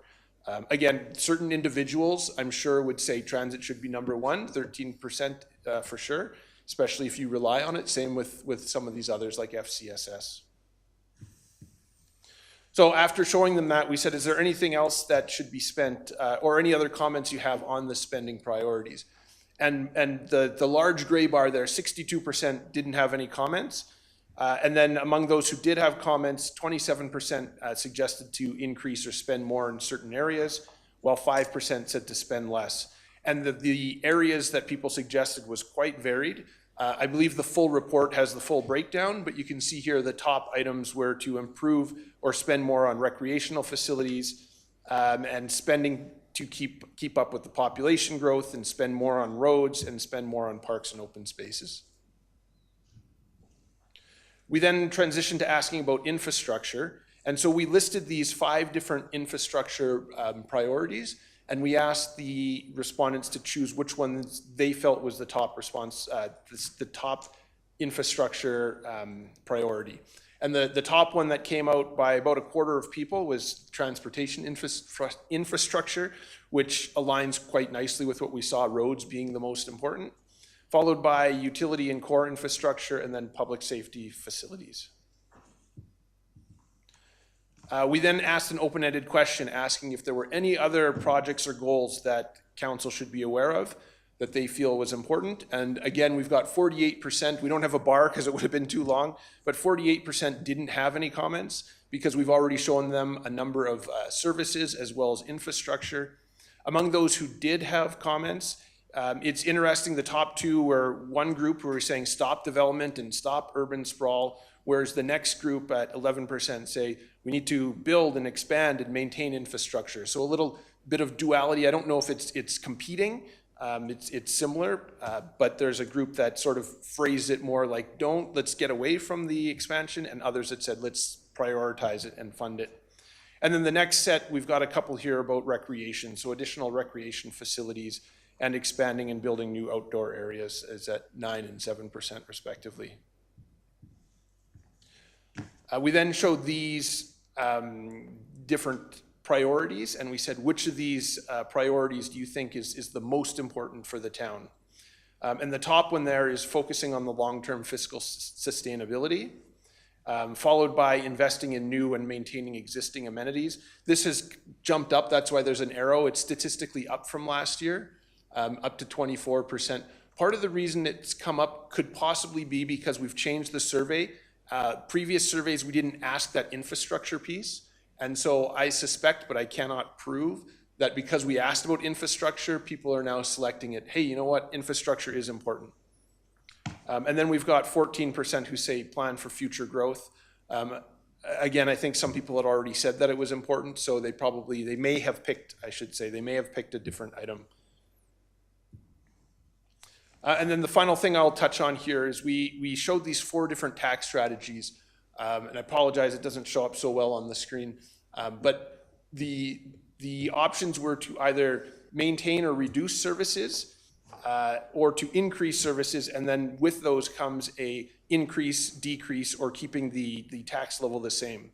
And so when we group these together, we've got 53% who want either their taxes to stay the same as previous years, or even come down, which would require reducing service levels, versus the 38% who say either maintain the service levels, but I understand that will increase taxes, or even increase my taxes further, and that will, to increase the services. Unsurprisingly, these are correlated with income. So if you're higher income, then you're more likely to want to see the service levels expand and increase taxes. And then, did you have more you wanted to say? Or do we go straight to questions? Council, any questions? I got a couple of nones popping up for anybody. Do we have historical data to compare this to? It'd be interesting to see the trends. Like, for example, if one thing is trending upwards while another thing is trending downwards. So there are some trends for some questions. Not all questions, because we did do a redesign. The challenge with some of the trends, and again, you do have access to it in the full report. The challenge is when you change a survey, that can change how people answer. Even if it's the exact same question, but because you're now prompting them with infrastructure, for example, that can change how they answer follow-up questions. So if you do see trend changes, which there are, it's impossible to really say, is it because we changed the survey, or is it because there's an actual change in sentiment? Okay. Councillor Wilson. Thank you. I just wanted to move the recommended action so we had it on the floor, and also compliment, thank you for there's 3 slides in there that were excellent. The service priorities slide, the infrastructure priorities rankings, I thought, and then most importantly, the priorities facing the town. I don't know if we always see that, where they're actually ranked ordered with tough questions, which is what we have to do when we sit here, is consider trade-offs, and that was really useful and really does completely align with everything I heard at the doors approximately a year ago when we were, polling the community one by one, going door to door and finding out what do people really care about here, and that definitely aligns with what I heard too. So thanks, appreciate it. Councillor Singh. Thank you. Question. Were there any findings that surprised the administration or different from the previous year's engagement results? Was there anything? Were there any findings that surprised the administration or different from the previous year's engagement results? I'm sure that's Yeah, I'm happy to answer that. Through the Mayor to Councillor Singh, thank you for the question. I think the one piece that Patrick had highlighted earlier was the quality of life that Cochranites identified and how high that was. It wasn't a question we previously asked, but it was great to see that people really do enjoy living here and have great things to say about our community. Sure. And a follow-up. Looking ahead, what emerging trends or pressure identified through this engagement process should Council begin planning for now? Through the Mayor to Councillor Singh, that's a great question. I think, so from administration's perspective, we will be taking these results and using them as we start to pull together our draft budget. They will bring forward to Council in the fall. So what we're really tasked with right now is making sure that we're able to hear what the community said and bring that back to Council, and also bring that back to the residents. So one of the things we heard really clearly last year was people want to know that their voice was heard. So we were able to report back through the focus group, through the budget respondents, survey respondents, what we heard from them and how it showed up in the budget that was brought back to Council. Sure. Thank you.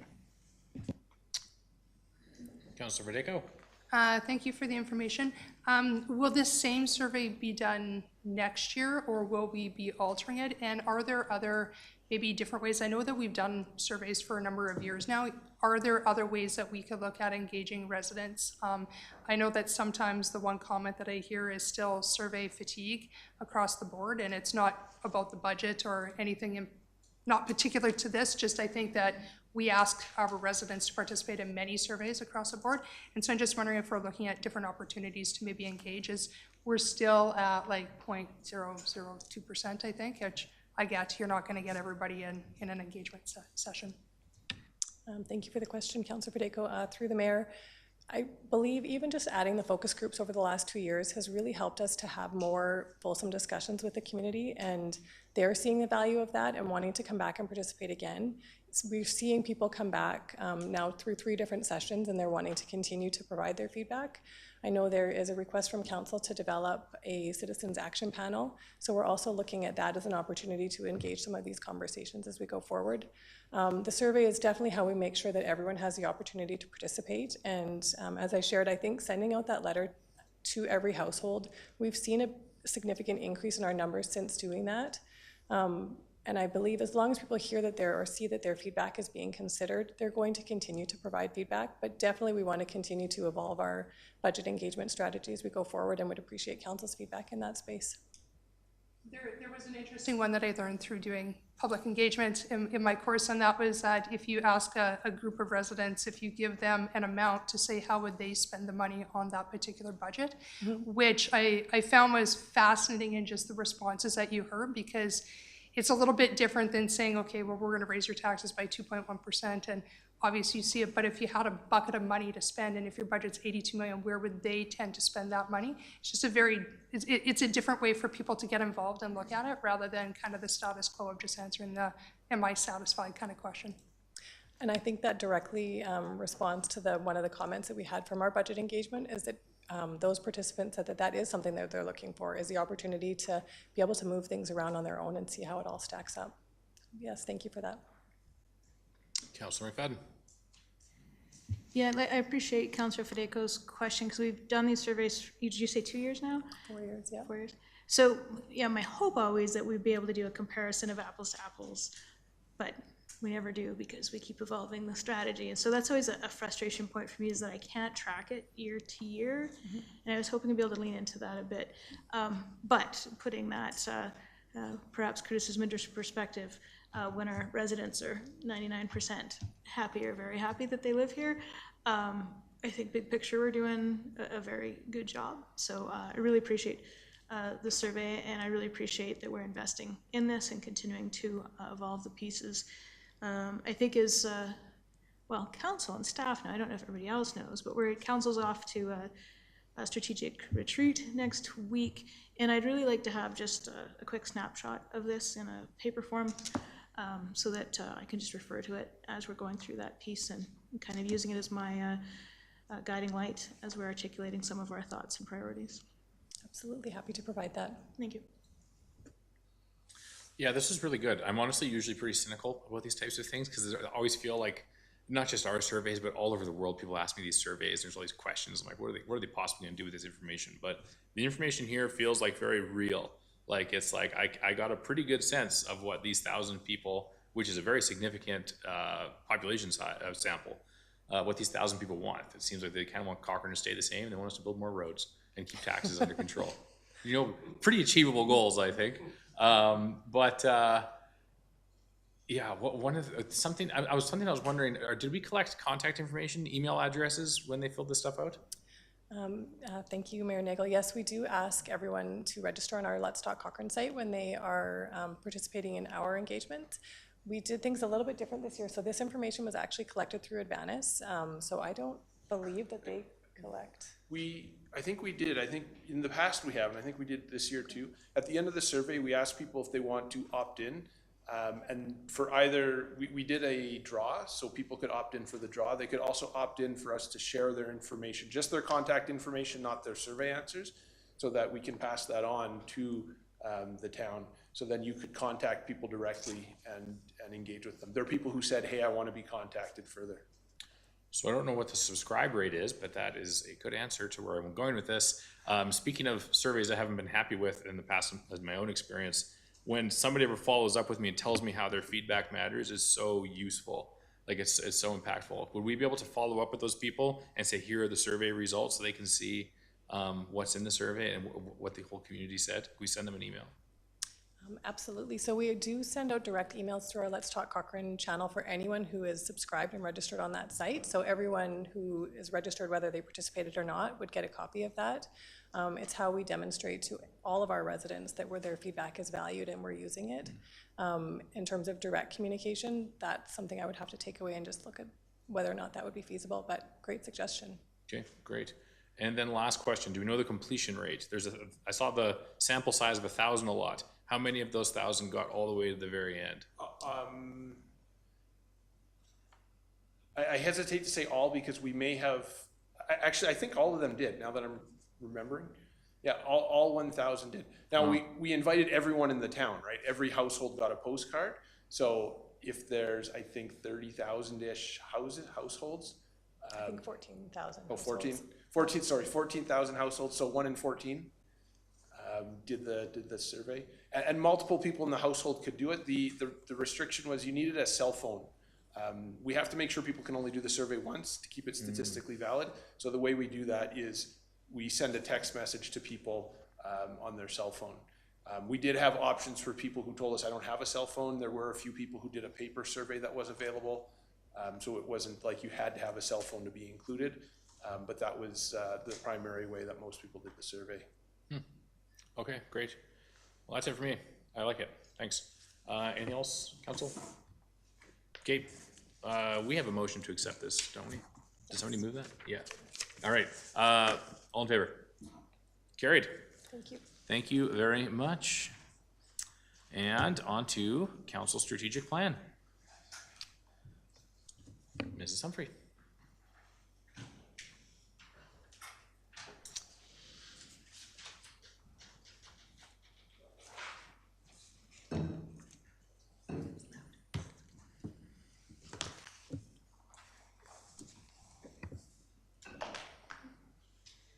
Okay, perfect. Good evening, Mayor and Council. Tonight, we're presenting the 2026 to 2030 Council Strategic Plan. This work reflects a significant amount of time and discussion by Council, and we're here to bring that forward for consideration. I'll begin with a brief overview and then invite Julia Harvey Shemko from Red Thread Connections to walk through the plan at a high level.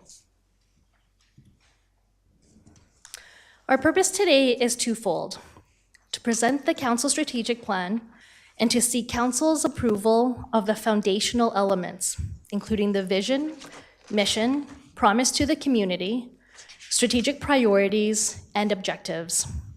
If approved, administration will return in fall 2026 with a comprehensive corporate business plan and implementation framework to outline the projects, initiatives, and timelines required to deliver on council's direction. It's important to note that today's decision is about setting the strategic direction. Detailed implementation planning will come forward at a later date.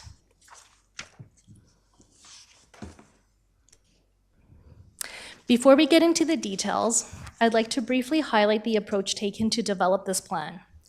From the onset, Council emphasized the importance of a plan that was developed collaboratively with administration, focused on results, and provided a clear framework to guide the organization.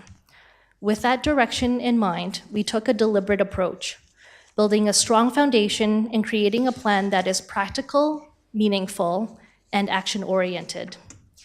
Guided by community input, Council established a shared vision, mission, strategic priorities, and desired outcomes for the years ahead.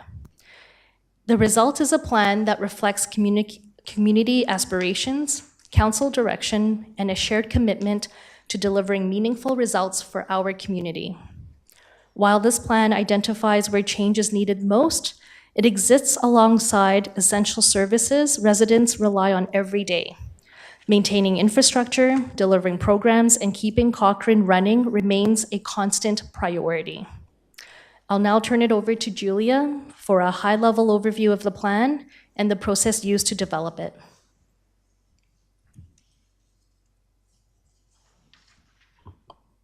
Hi, I'm happy to be here to present the plan and have worked with you over the last 6 months on this plan. So it was a council-led process. It reflects several months of work by council, supported by the executive leadership team. Since January, council has worked through a series of sessions to define the vision and direction for the community. It was an iterative process, each stage building on the next, with refinement along the way. What's reflected here is that sustained alignment around what matters most.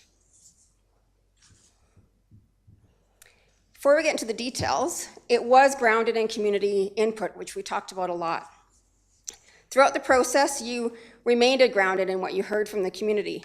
Coming out of the campaign, there was already a strong base of direct input from residents across Cochrane. That perspective was reinforced by recent engagement results, which pointed to consistent themes like growth needs to be thoughtful, infrastructure must keep pace, decisions must be transparent and accountable, and affordability remains a concern. Those themes were consistent and clearly reflected in the direction you created. So before getting into the details, we're going to look at the big picture that the plan was built around. The role of a strategic plan is to provide direction. It also focuses effort on what matters most. And thirdly, it strengthens accountability by making priorities visible and shared. At its core, it connects council's direction to the work that administration will carry out. It starts with the vision. It is the North Star of the plan. Your vision is that you're rooted in the land that shapes us and honoring the history that made us, connected to each other, to nature, and to the places that bring us together, focused on protecting Cochrane's character while planning for our future. This is the long-term anchor. It reflects what council wants Cochrane to be over time. It provides a consistent reference point for decision-making over the life of the plan and beyond. It speaks to connection to place, community, and future growth, while maintaining what keeps Cochrane distinct. Everything that flows from this, everything that follows flows from this foundation. You also created a promise to the community.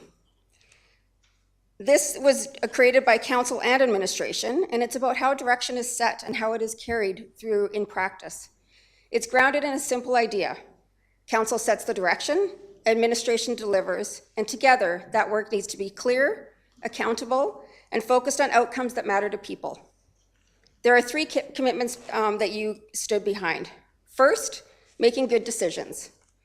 That means balancing community priorities, using evidence and expertise, and taking a thoughtful, informed approach. It also reflects a long-term view, ensuring decisions are fiscally responsible and sustainable over time. Second, communicating openly. This includes listening to understand community perspectives and ensuring communications is clear, consistent, and accessible. It also means sharing information in a way that helps people understand how and why decisions are made. And third, follow through. That includes setting clear goals, tracking progress, and reporting back. Ultimately, it is about delivering results that reflect Council's direction and the priorities heard from the community. Together, these commitments define what the community can expect from the partnership between Council and administration. The plan is intentionally structured to move from direction to action. Council has defined the priorities and objectives, which are in your plan right now. The next step is for administration to develop the key results and timelines, which will come forward in the fall, and Joyce will talk a little bit more about later. That delivers a clear line between what Council is asking for and how that direction will be delivered. So it's putting your direction into action. I'm going to focus on the five priorities that you developed. The first, here are the 5 communities that will guide Cochrane's work over the next 4 years. They reflect both community input and Council's direction. While they're presented individually, they are designed to work together as a system, and I'll walk through each one briefly. Responsible community growth is about managing growth in a way that aligns with community readiness. It reflects a more coordinated approach where the pace and location of growth are aligned with infrastructure, community character, and long-term planning. Strong financial strategy is about managing long-term financial sustainability. It focuses on responsible planning, transparency in decision-making, and ensuring the municipality is well-positioned to manage costs, assets, and future growth. Infrastructure delivery focuses on ensuring services and spaces keep pace with growth. It reflects a commitment to planning and delivering the systems people rely on, whether that's utilities, transportation, or community spaces, both today and in the future. A thriving economy is about creating the conditions for businesses to start, grow, and invest in Cochrane. It focuses on strengthening the local economy through job creation, investment, and a more diverse and resilient tax base. And your 5th priority, housing for people, reflects the need for a wider range of housing options across the community. It focuses on supporting different life stages, strengthening existing neighborhoods, and enabling more diverse and attainable housing choices.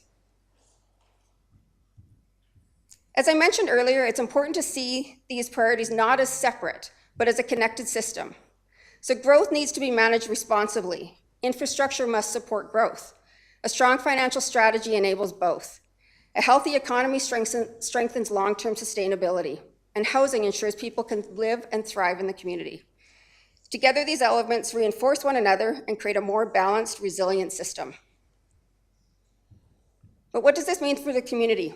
At a high level, this translates into tangible outcomes: more coordinated growth, infrastructure that better aligns with needs, greater financial sustainability over time, and overall, an improved quality of life, although I don't know how you can improve over 99%. This is where the plan moves from strategy into tangible outcomes for the community. And I'll now turn it back over to Joyce to talk about, to walk through approval and the next steps. Thanks, Julia. So with Council's approval today, okay, there we go. Go on this side. Council's approval today focuses on the core elements of the plan: the vision, the mission, promise to the community, strategic priorities, and the objectives. These elements set the direction for the organization moving forward. Following approval of the foundational elements, administration will begin developing the corporate business plan. This next phase will identify key results, which are the projects and the timelines to deliver on council strategic priorities. The completed plan will return to council in fall 2026 for consideration and approval.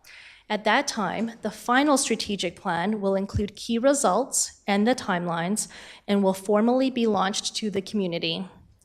Administration will then provide annual progress updates, and together, we will review the plan regularly to ensure that it remains relevant and responsive. My recommendation today is that council approves the foundational elements of the council strategic plan, including the vision, mission, promise to the community, strategic priorities, and objectives, and direct administration to return in fall 2026 with a comprehensive corporate business plan and implementation framework, incorporating key supporting projects, initiatives, and anticipated timelines for council's consideration.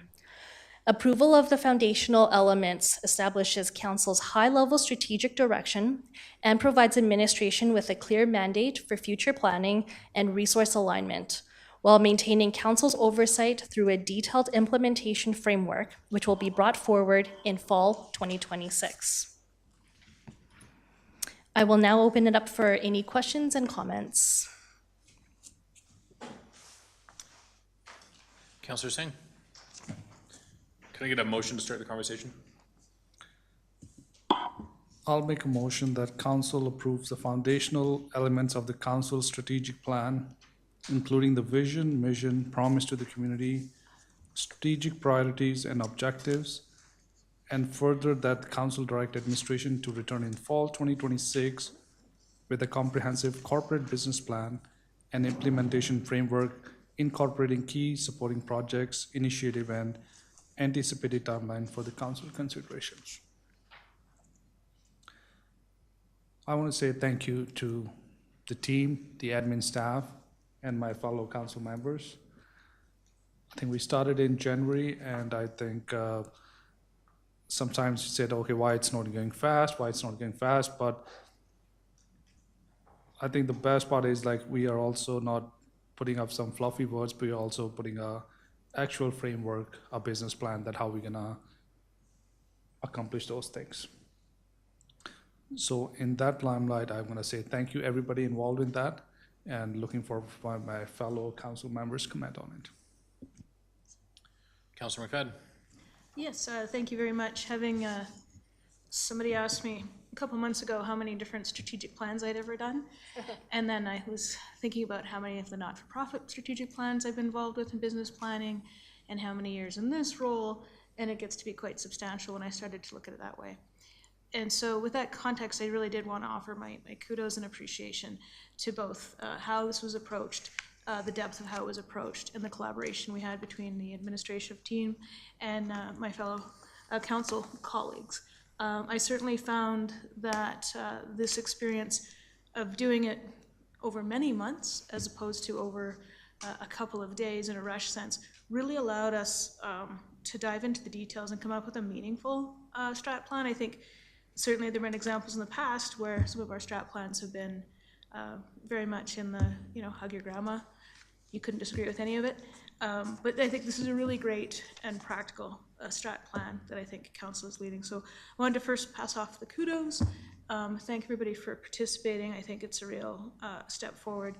Now, that being said, we had a really great conversation earlier tonight, and I just want to understand what are the opportunities for us to amend this, because we're going to go into our strat plan next week and have some more conversations. And so as I was going through it and seeing some of the great work that we did and thinking about some of the great discussions we had, because this is a very diverse bench, that in the Housing for People section, I was wondering if that we should be adding, developing partnerships and collaboration as part of our solution. So I wonder if maybe we missed that when we were thinking about it. Because at the end of the day, there's the housing diversity, but the affordable housing piece, that's a provincial responsibility. We need to work with them, but we also need to work with, CHO and all those other community partners. So I don't have a fully fleshed out what language I would like here, but I would kind of like to understand what context by which we kind of amend this over the next little bit to make sure that that we have a conversation as a council about that lens. So I just wanted to put that out there to the group, but, and also make sure I thanked everybody who participated. So I'll just put that thought out to see what my colleagues have to say. Councillor Federico? Yes, like my colleague said, you know, thank you to everybody involved. This was a long process, but, you know, it's nice to see it all put together. And some of the key, I think, you know, there were many renditions of some of the phrasing that we went through, but it's kind of nice to see it all come together now and be able to capture the different things that we did change along the way. I only have one question. I know that the corporate plan is still coming, because that was one thing that I think past council, we realized that there was just a disconnect between projects that tied back into the strategic plan so the general public could understand what we were working on. Will that be like another page added to this book, or is it, I know that obviously you're not going to put 50 projects under each priority, or nobody's going that crazy here, but is it just so that the public knows what to expect from the corporate plan? Through the mayor to Councillor Federico. Yes, so that's the upcoming work we have with the corporate business plan, and there is a placeholder we have in the council strategic plan just to help tie those and align the bridge together of how administration will deliver on the council strategic plan.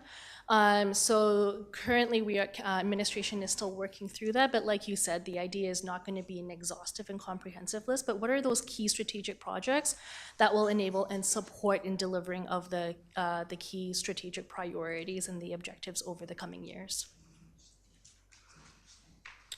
Councillor McDonald? I want to say to both of you, Julie and Joyce, a big thanks for guiding us through this. I feel like as a group of 7 working together for the first time, it was such a terrific and I want to say slow, but in a good way of getting to know one another and opportunities to advocate and argue and convince and really learn why everyone's here and what moves them to sit in this chair, which makes the next 3 years, I think, a lot more fun and a lot more interesting. So, and hopefully a lot more successful. So thank you so much for creating such a great container for us to do that together. I'm really happy to support the motion tonight, but I feel like Councillor McFadden was reading my mind, or I was reading hers, or what. I had the exact same thought. I'd love to see partnership show up in the housing space as well. I feel like we know we can't do it alone, so I'd love to explore that later, whenever that's appropriate in the process. Thank you for those comments, and I think that this would be seen as really a refinement in that area. It's not really a wholesale amendment, and I think we're more than happy to make that. My comment on the whole thing is that it's very good. It's very nice. What I like best about it is that we're immediately bounding into putting details and putting teeth to it, actually actioning on these things. And within a few months, we're going to have a tangible list of things we're going to be working towards and aiming to deliver to actually achieve these objectives. And I think it's very important to actually use a document like this. Like the biggest risk we'd have in a document like this is do all this great work and then just become some PDF that sits in the middle of cyberspace or a dusty printed folder in somebody's bookshelf. But we're immediately going to start using it not just as, you know, a decoration for someone's desk, but a real document that gets actioned. So that's my favorite part of it. On the topic of the housing partnership, I'm a little worried we're having a little bit of recency bias because we just had a conversation about it. And the reason I bring that up is because we have so many organizations that we partner with. And if we're gonna, you know, explicitly highlight one group that we want to strengthen our partnerships, you know, what about the Chamber of Commerce? What about Explore Cochrane? What about the Activettes? And all of a sudden there's all these really important groups out there. So certainly open to having more conversation about it, but maybe if we were to talk about that, maybe it would fit in somewhere else where it's, you know, strengthening our relationship with all community groups, whether it's the Lions or CSHO or anybody else. And perhaps, I don't know if that would fit into, well, maybe admin can take it away, give us a recommendation as to maybe it should just be in housing, maybe it should be in strategy somewhere. What do you think, Mr. Blanchett? Yeah, to the mayor, I think you'll find that actually we're addressing that throughout the document. So not even just with our corporate business plan as it relates to the strategies, but actually the work plans that we do that are not directly related to strategies. So you're going to see that we are identifying opportunities to effectively work with a variety of different providers and partners in the community. So I think that's well entrenched in our intentions with this plan, but also in the work plans that we do that are not directly related to strategy. Okay. So we'll take that back for possible amendment for more conversation after. One other idea I wanted to bring up, I really like the budget engagement survey, and I really felt that it really reflects everything that's in this document. They were very perfectly lined up in tonight's agenda, and I'm wondering if there's some sort of opportunity to work with our communications department to add that on as an appendix to this plan, because it's such a wealth of data to have 1,000 people in our community of 40,000 people give us opinions that really verify everything that's already in this document. Could we do that in the printed document by chance? And would council support such an action? Councilor McFadden? Yeah, I think it's a great idea. I think it'd be something, if you just did the snapshot of some of those polls, just in the what we heard from residents piece, just fits there if it's just even an extra page. So I think it would be great to highlight that as well.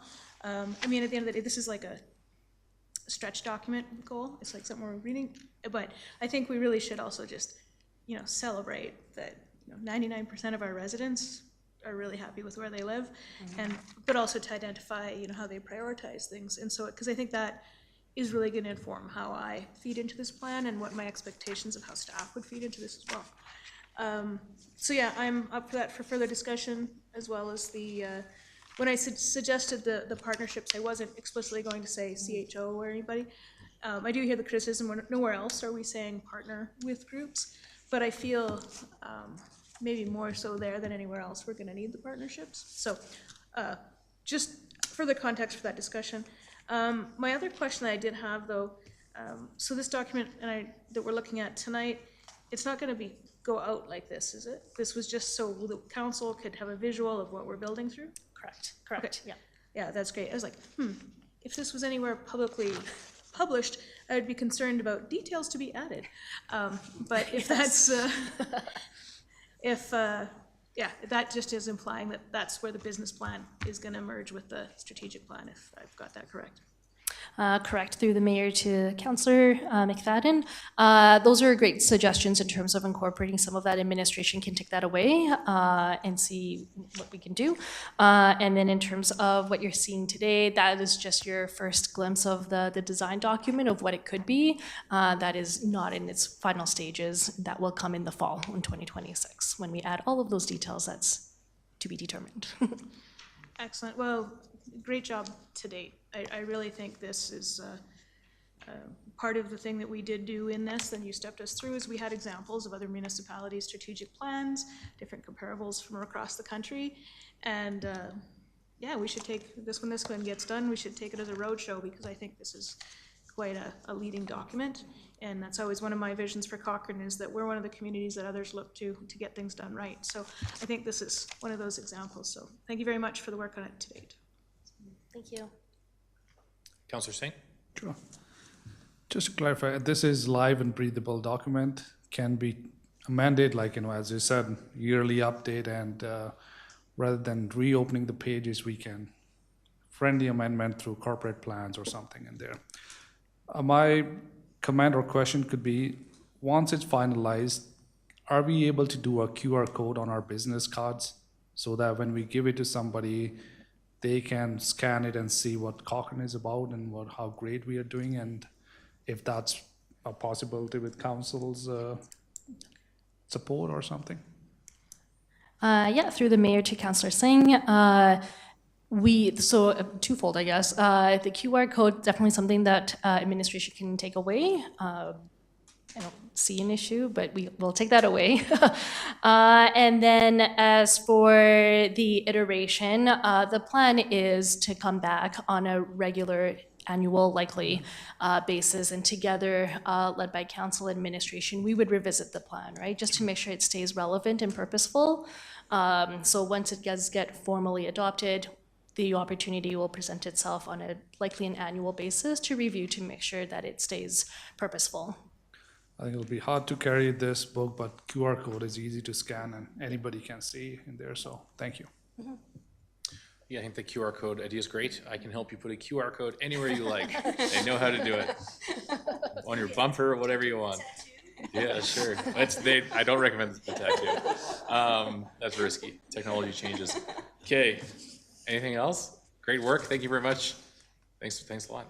This is a good time. Awesome. Thank you. All right, well, we got to vote on it first. All in favor? Carried. All right, looking forward to next steps.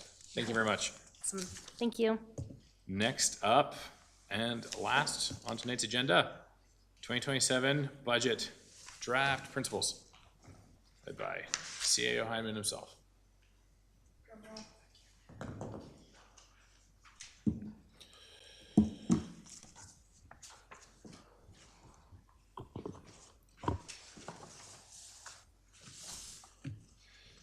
Good evening, Mayor and Council. Tonight I'll be asking Council to endorse the 2027 budget principles that guide the development of the 2027 budget. I want to take a few minutes to walk you through what these principles are, where they came from, and what they're designed to achieve. So tying this all together, earlier tonight you heard from the budget engagement, top resident priorities that we heard from. Long-term fiscal sustainability, roads and transportation, infrastructure maintenance, and responsible growth. You also just heard from Joyce and Julia about Council's 5 strategic priorities. The 2027 budget principles being presented tonight flow directly into these priorities. So we have been very intentional about our approach. These principles were developed through an intentional process, drawing on residents' engagement, Council's strategic objectives, administration's input, and Cochrane's fiscal environment. The budget principles provide a transparent, defendable framework. Ultimately, they serve as a powerful tool for governance, demonstrating to our residents that every dollar is managed with discipline, accountability, and long-range stewardship that Cochrane deserves. You may recall that we've previously done budget principles in the past.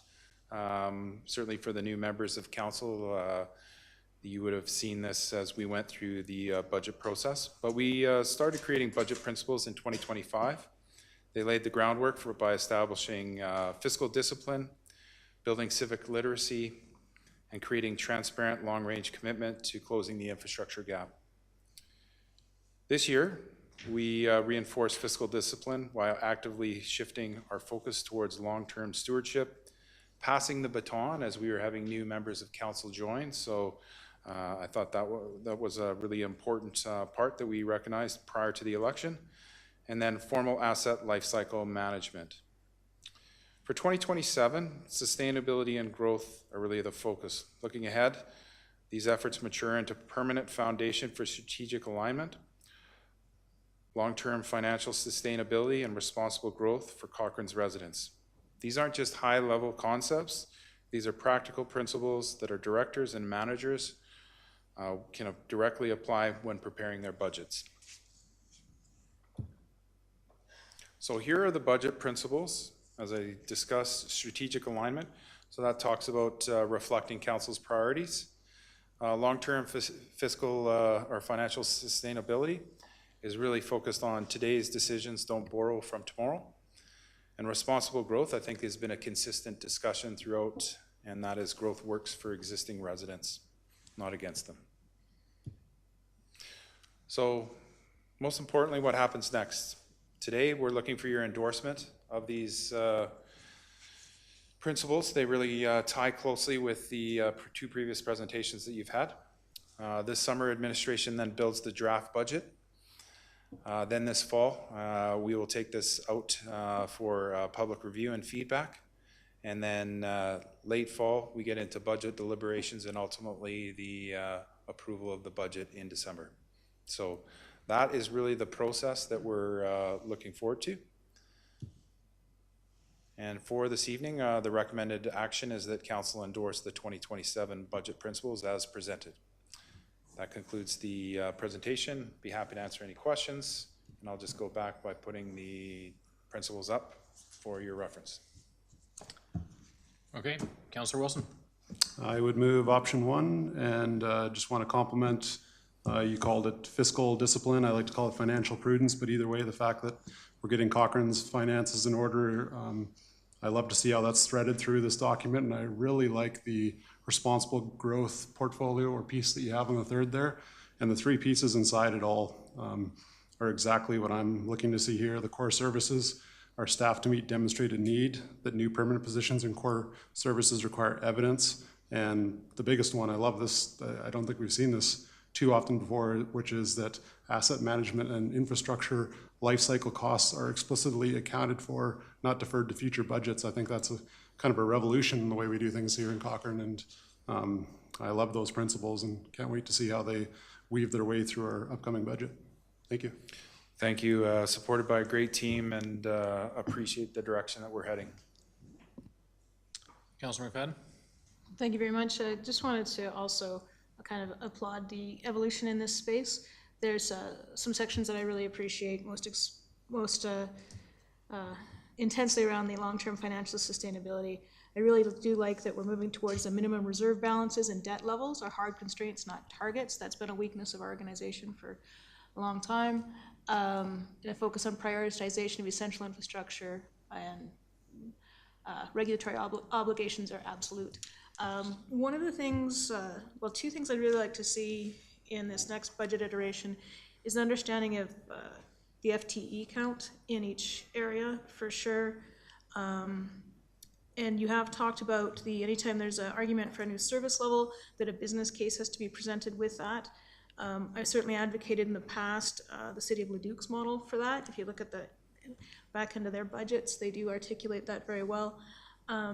But in the responsible growth section, core services are staffed to meet demonstrated need, growth-driven services. Anyhow, so I appreciate this, but one of the things I'd really like us to build into, if we can, is grabbing the demographics from StatsCan, any of the actual demographics that we know, and seeing that reflected in there, because I'd like to have a better idea of, we've got so many young families, so many seniors, we've got so many kids coming up, so that we know where we're gonna have to start focusing on our school partnerships. So I would really like us to start being able to lean into the data from StatsCan when we're starting to look at these elements. We haven't done that to date in my experience, so if it's possible to start that in this budget, I'd really like to see it.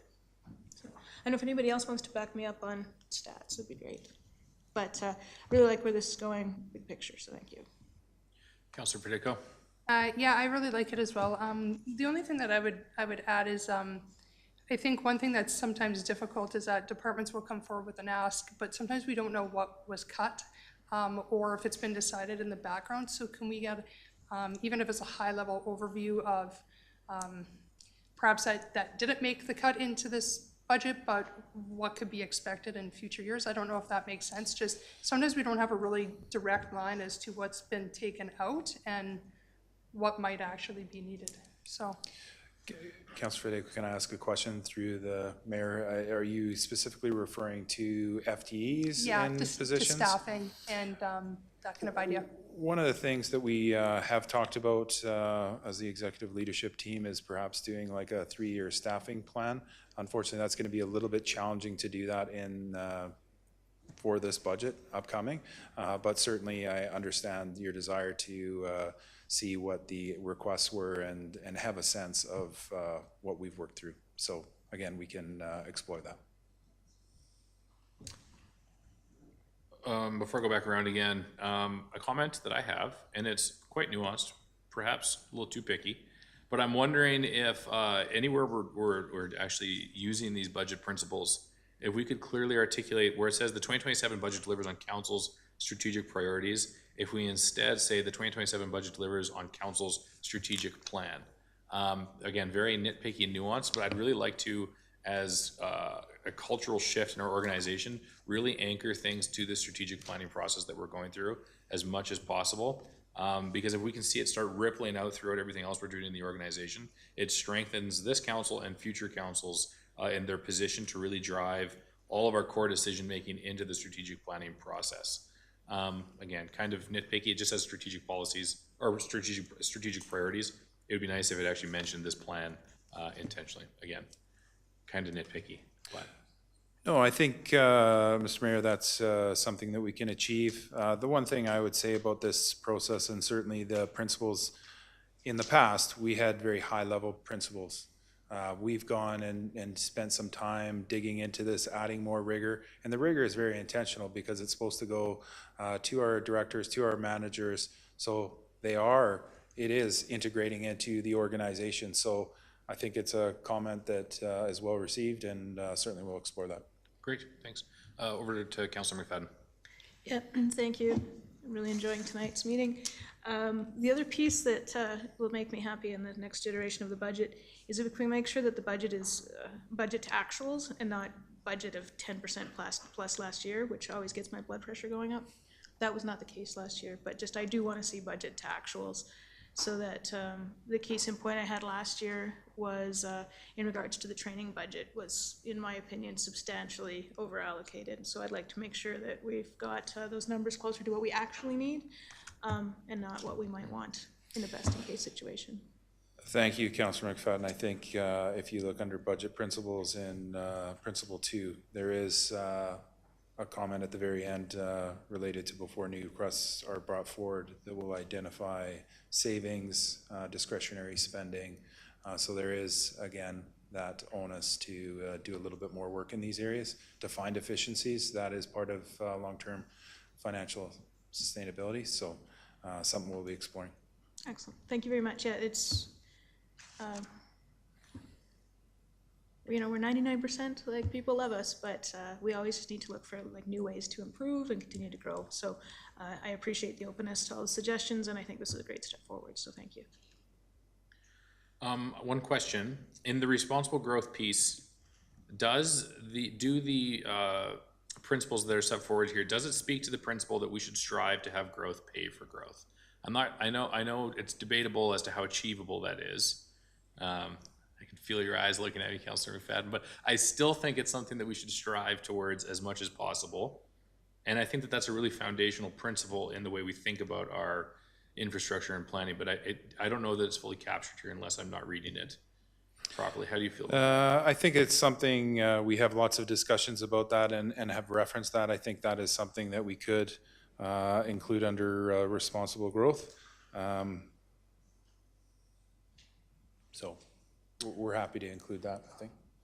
Do we need, so to make any of these changes that I've brought up or that Councilor McFadden or anybody else brings up, do we need any formal amendment tonight, or just you'll just take it away? Or I think we can take this away because, again, this is for administration and provide it to our directors and managers. We'll include that. I think we've often talked about growth paying for growth, so that should be consistent throughout the organization.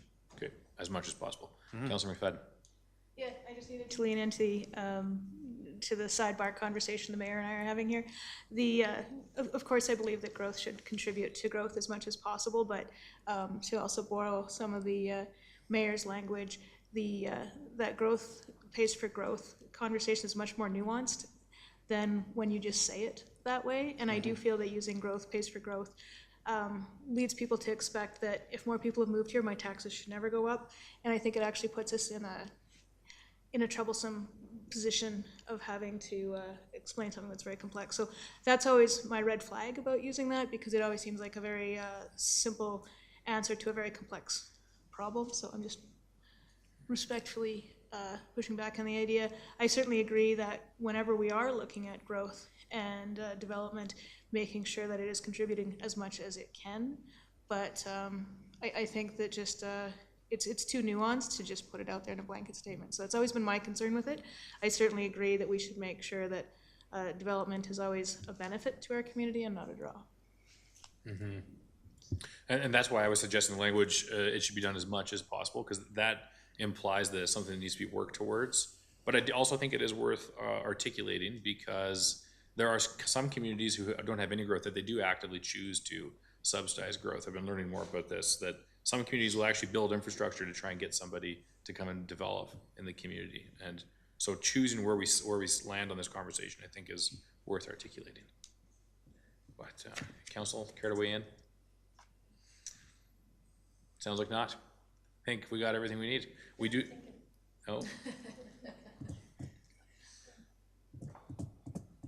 All right, well, I see no further comments, no lights are on. I'll call the question. We do have a motion on the floor. Who moved it? Councillor Wilson, right. Okay, all in favor? Carried unanimously. Thank you very much. And that is it for our regular business. Any notices of motion this evening? Seeing none, leads me to my mayor's report. I will keep it very brief. I was away for almost the entirety of the last week. However, a couple of new developments. There was, of course, while I was away, the Alberta government announced the rail master plan. It is a very long-term plan. I read 30 to 60 years, a little too long for my liking. I'll likely be dead before this thing is fully implemented. But as we like to say, government moves slow, I guess.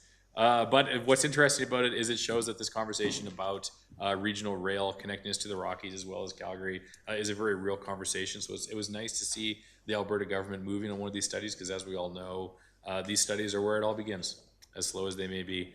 And then the other big piece is Councillor Singh and I were at the Hawthorne Continuing Care Facility today, and we planted a tree, a lilac bush, in recognition of Elder Abuse Awareness Week. And so that will grow, hopefully. And I also learned some very interesting information while I was there, that once their new facility expansion is built out fully, it's going to create 200 new jobs, many of which, if not the majority of which, they said, will be RNs and LPN nursing positions and other industry experts. So they're real careers, and that they estimate they will have close to 325 jobs in their facility, which will make them one of the largest employers in Cochrane. So I thought that was pretty cool, something I didn't realize. But yeah, nothing else to report. I'll have a more fulsome mayor's report next week. Can I get a motion to accept the mayor's report? Councillor Singh? Motion. Conversation? Seeing none? All in favor? Carried. And council reports. Councillor McFadden. Yeah, you know, it finally feels like spring to me in so many different ways, and it feels like the community's out being busy, and if you're in our downtown core, trees are green and the patios are coming up, and it's great. So, but for me, this was kind of like a weekend of getting back into the rhythm of like community events again. So thank you, Councillor Singh, for the invite to join you at the farmers market and to engage with folks. Those are always good chats, so I appreciate that. I apologize, but kudos to all my colleagues that managed to make the lemonade stand judging. I'll let you talk about that. Sorry, I missed it. I also managed to get a quick tour in of Common Works. So if you haven't had a chance to check that facility out, they're doing pretty amazing things in there, meeting a lot of complex needs. So that was really exciting to see. And oh, and then the last thing, of course, for anyone who knows Stu Bradley, it was his 90th birthday, and great to celebrate that.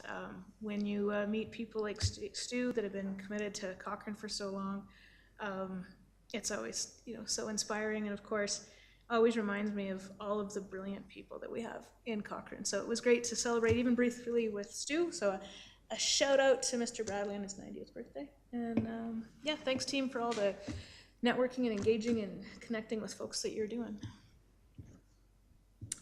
Councillor Singh. So thank you. So I want to say the FCSS Advisory Board is hosting its first ever Father's Day brunch at Cochrane Ranch House on Sunday, June 21st. And proceed for this event will help strengthen our community by supporting local nonprofit organizations through the Cochrane and United Way Partnership Grant Program. For more information, you can call their number, 403-851-2250. And also, I had the opportunity to attend the FCM in Edmonton from June 4 to June 7 under the theme Building the Future Together. This year's conference was especially significant as FCM celebrates 125 years of municipal leadership, collaboration, and advocacy, bringing communities together to address local priorities and help build a stronger Canada. The conference was well attended with more than 3,000 attendees, elected officials from mayors, councillors, and staff from across the country. I got the opportunity to sit almost all the tables in that room in there.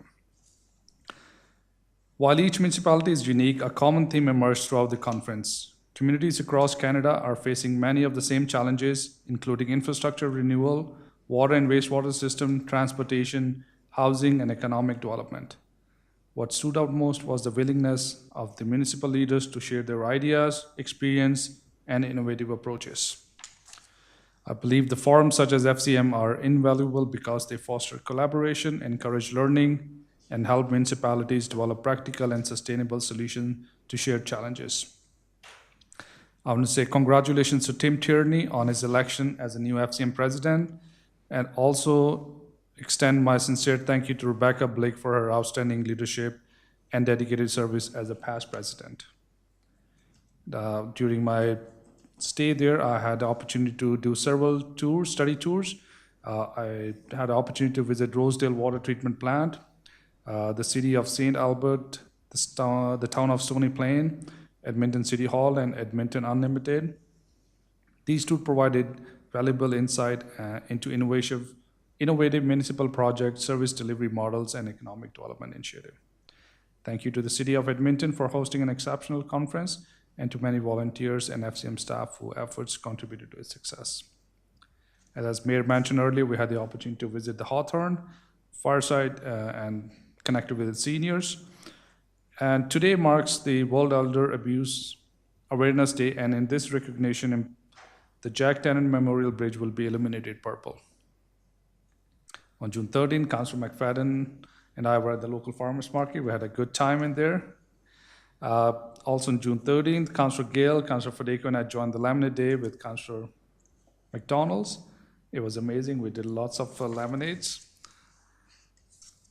And finally, on June 17th, New Radiance Medi-Spa will celebrate its 8th anniversary open house from 10 a.m. to 5 p.m. The event will feature exclusive offers, store prizes, and other special activities. Congratulations to the owner, Carol, and the entire team at the New Radiance Medi-Spa on this impressive milestone. We wish them continued success in the years ahead. All right. Councillor Wilson. Thank you. Just an update on the Cochrane Municipal Police Commission. We met our quarterly meeting last week, June 11th. We adopted committee policy manual as a new committee. We talked about January to May crime stats compared to last year, and heard a lot of what we council heard a week ago here from our policing delegation that came before us. And finally, the committee talked a little bit about what other communities are doing with this newly mandated committee and how it could potentially be most useful to Cochrane. I feel like we're still trying to find our legs there, and therefore would invite anyone from the bench here on council to bring forward any policing priorities, strategies, thoughts upcoming about how the committee can be most useful to Cochrane, and any strategies you wanted us to pursue there, as we're still trying to figure out exactly how we can best serve the community, I'd say, on that committee. That's all I have. Okay. Can I get a motion to accept council reports?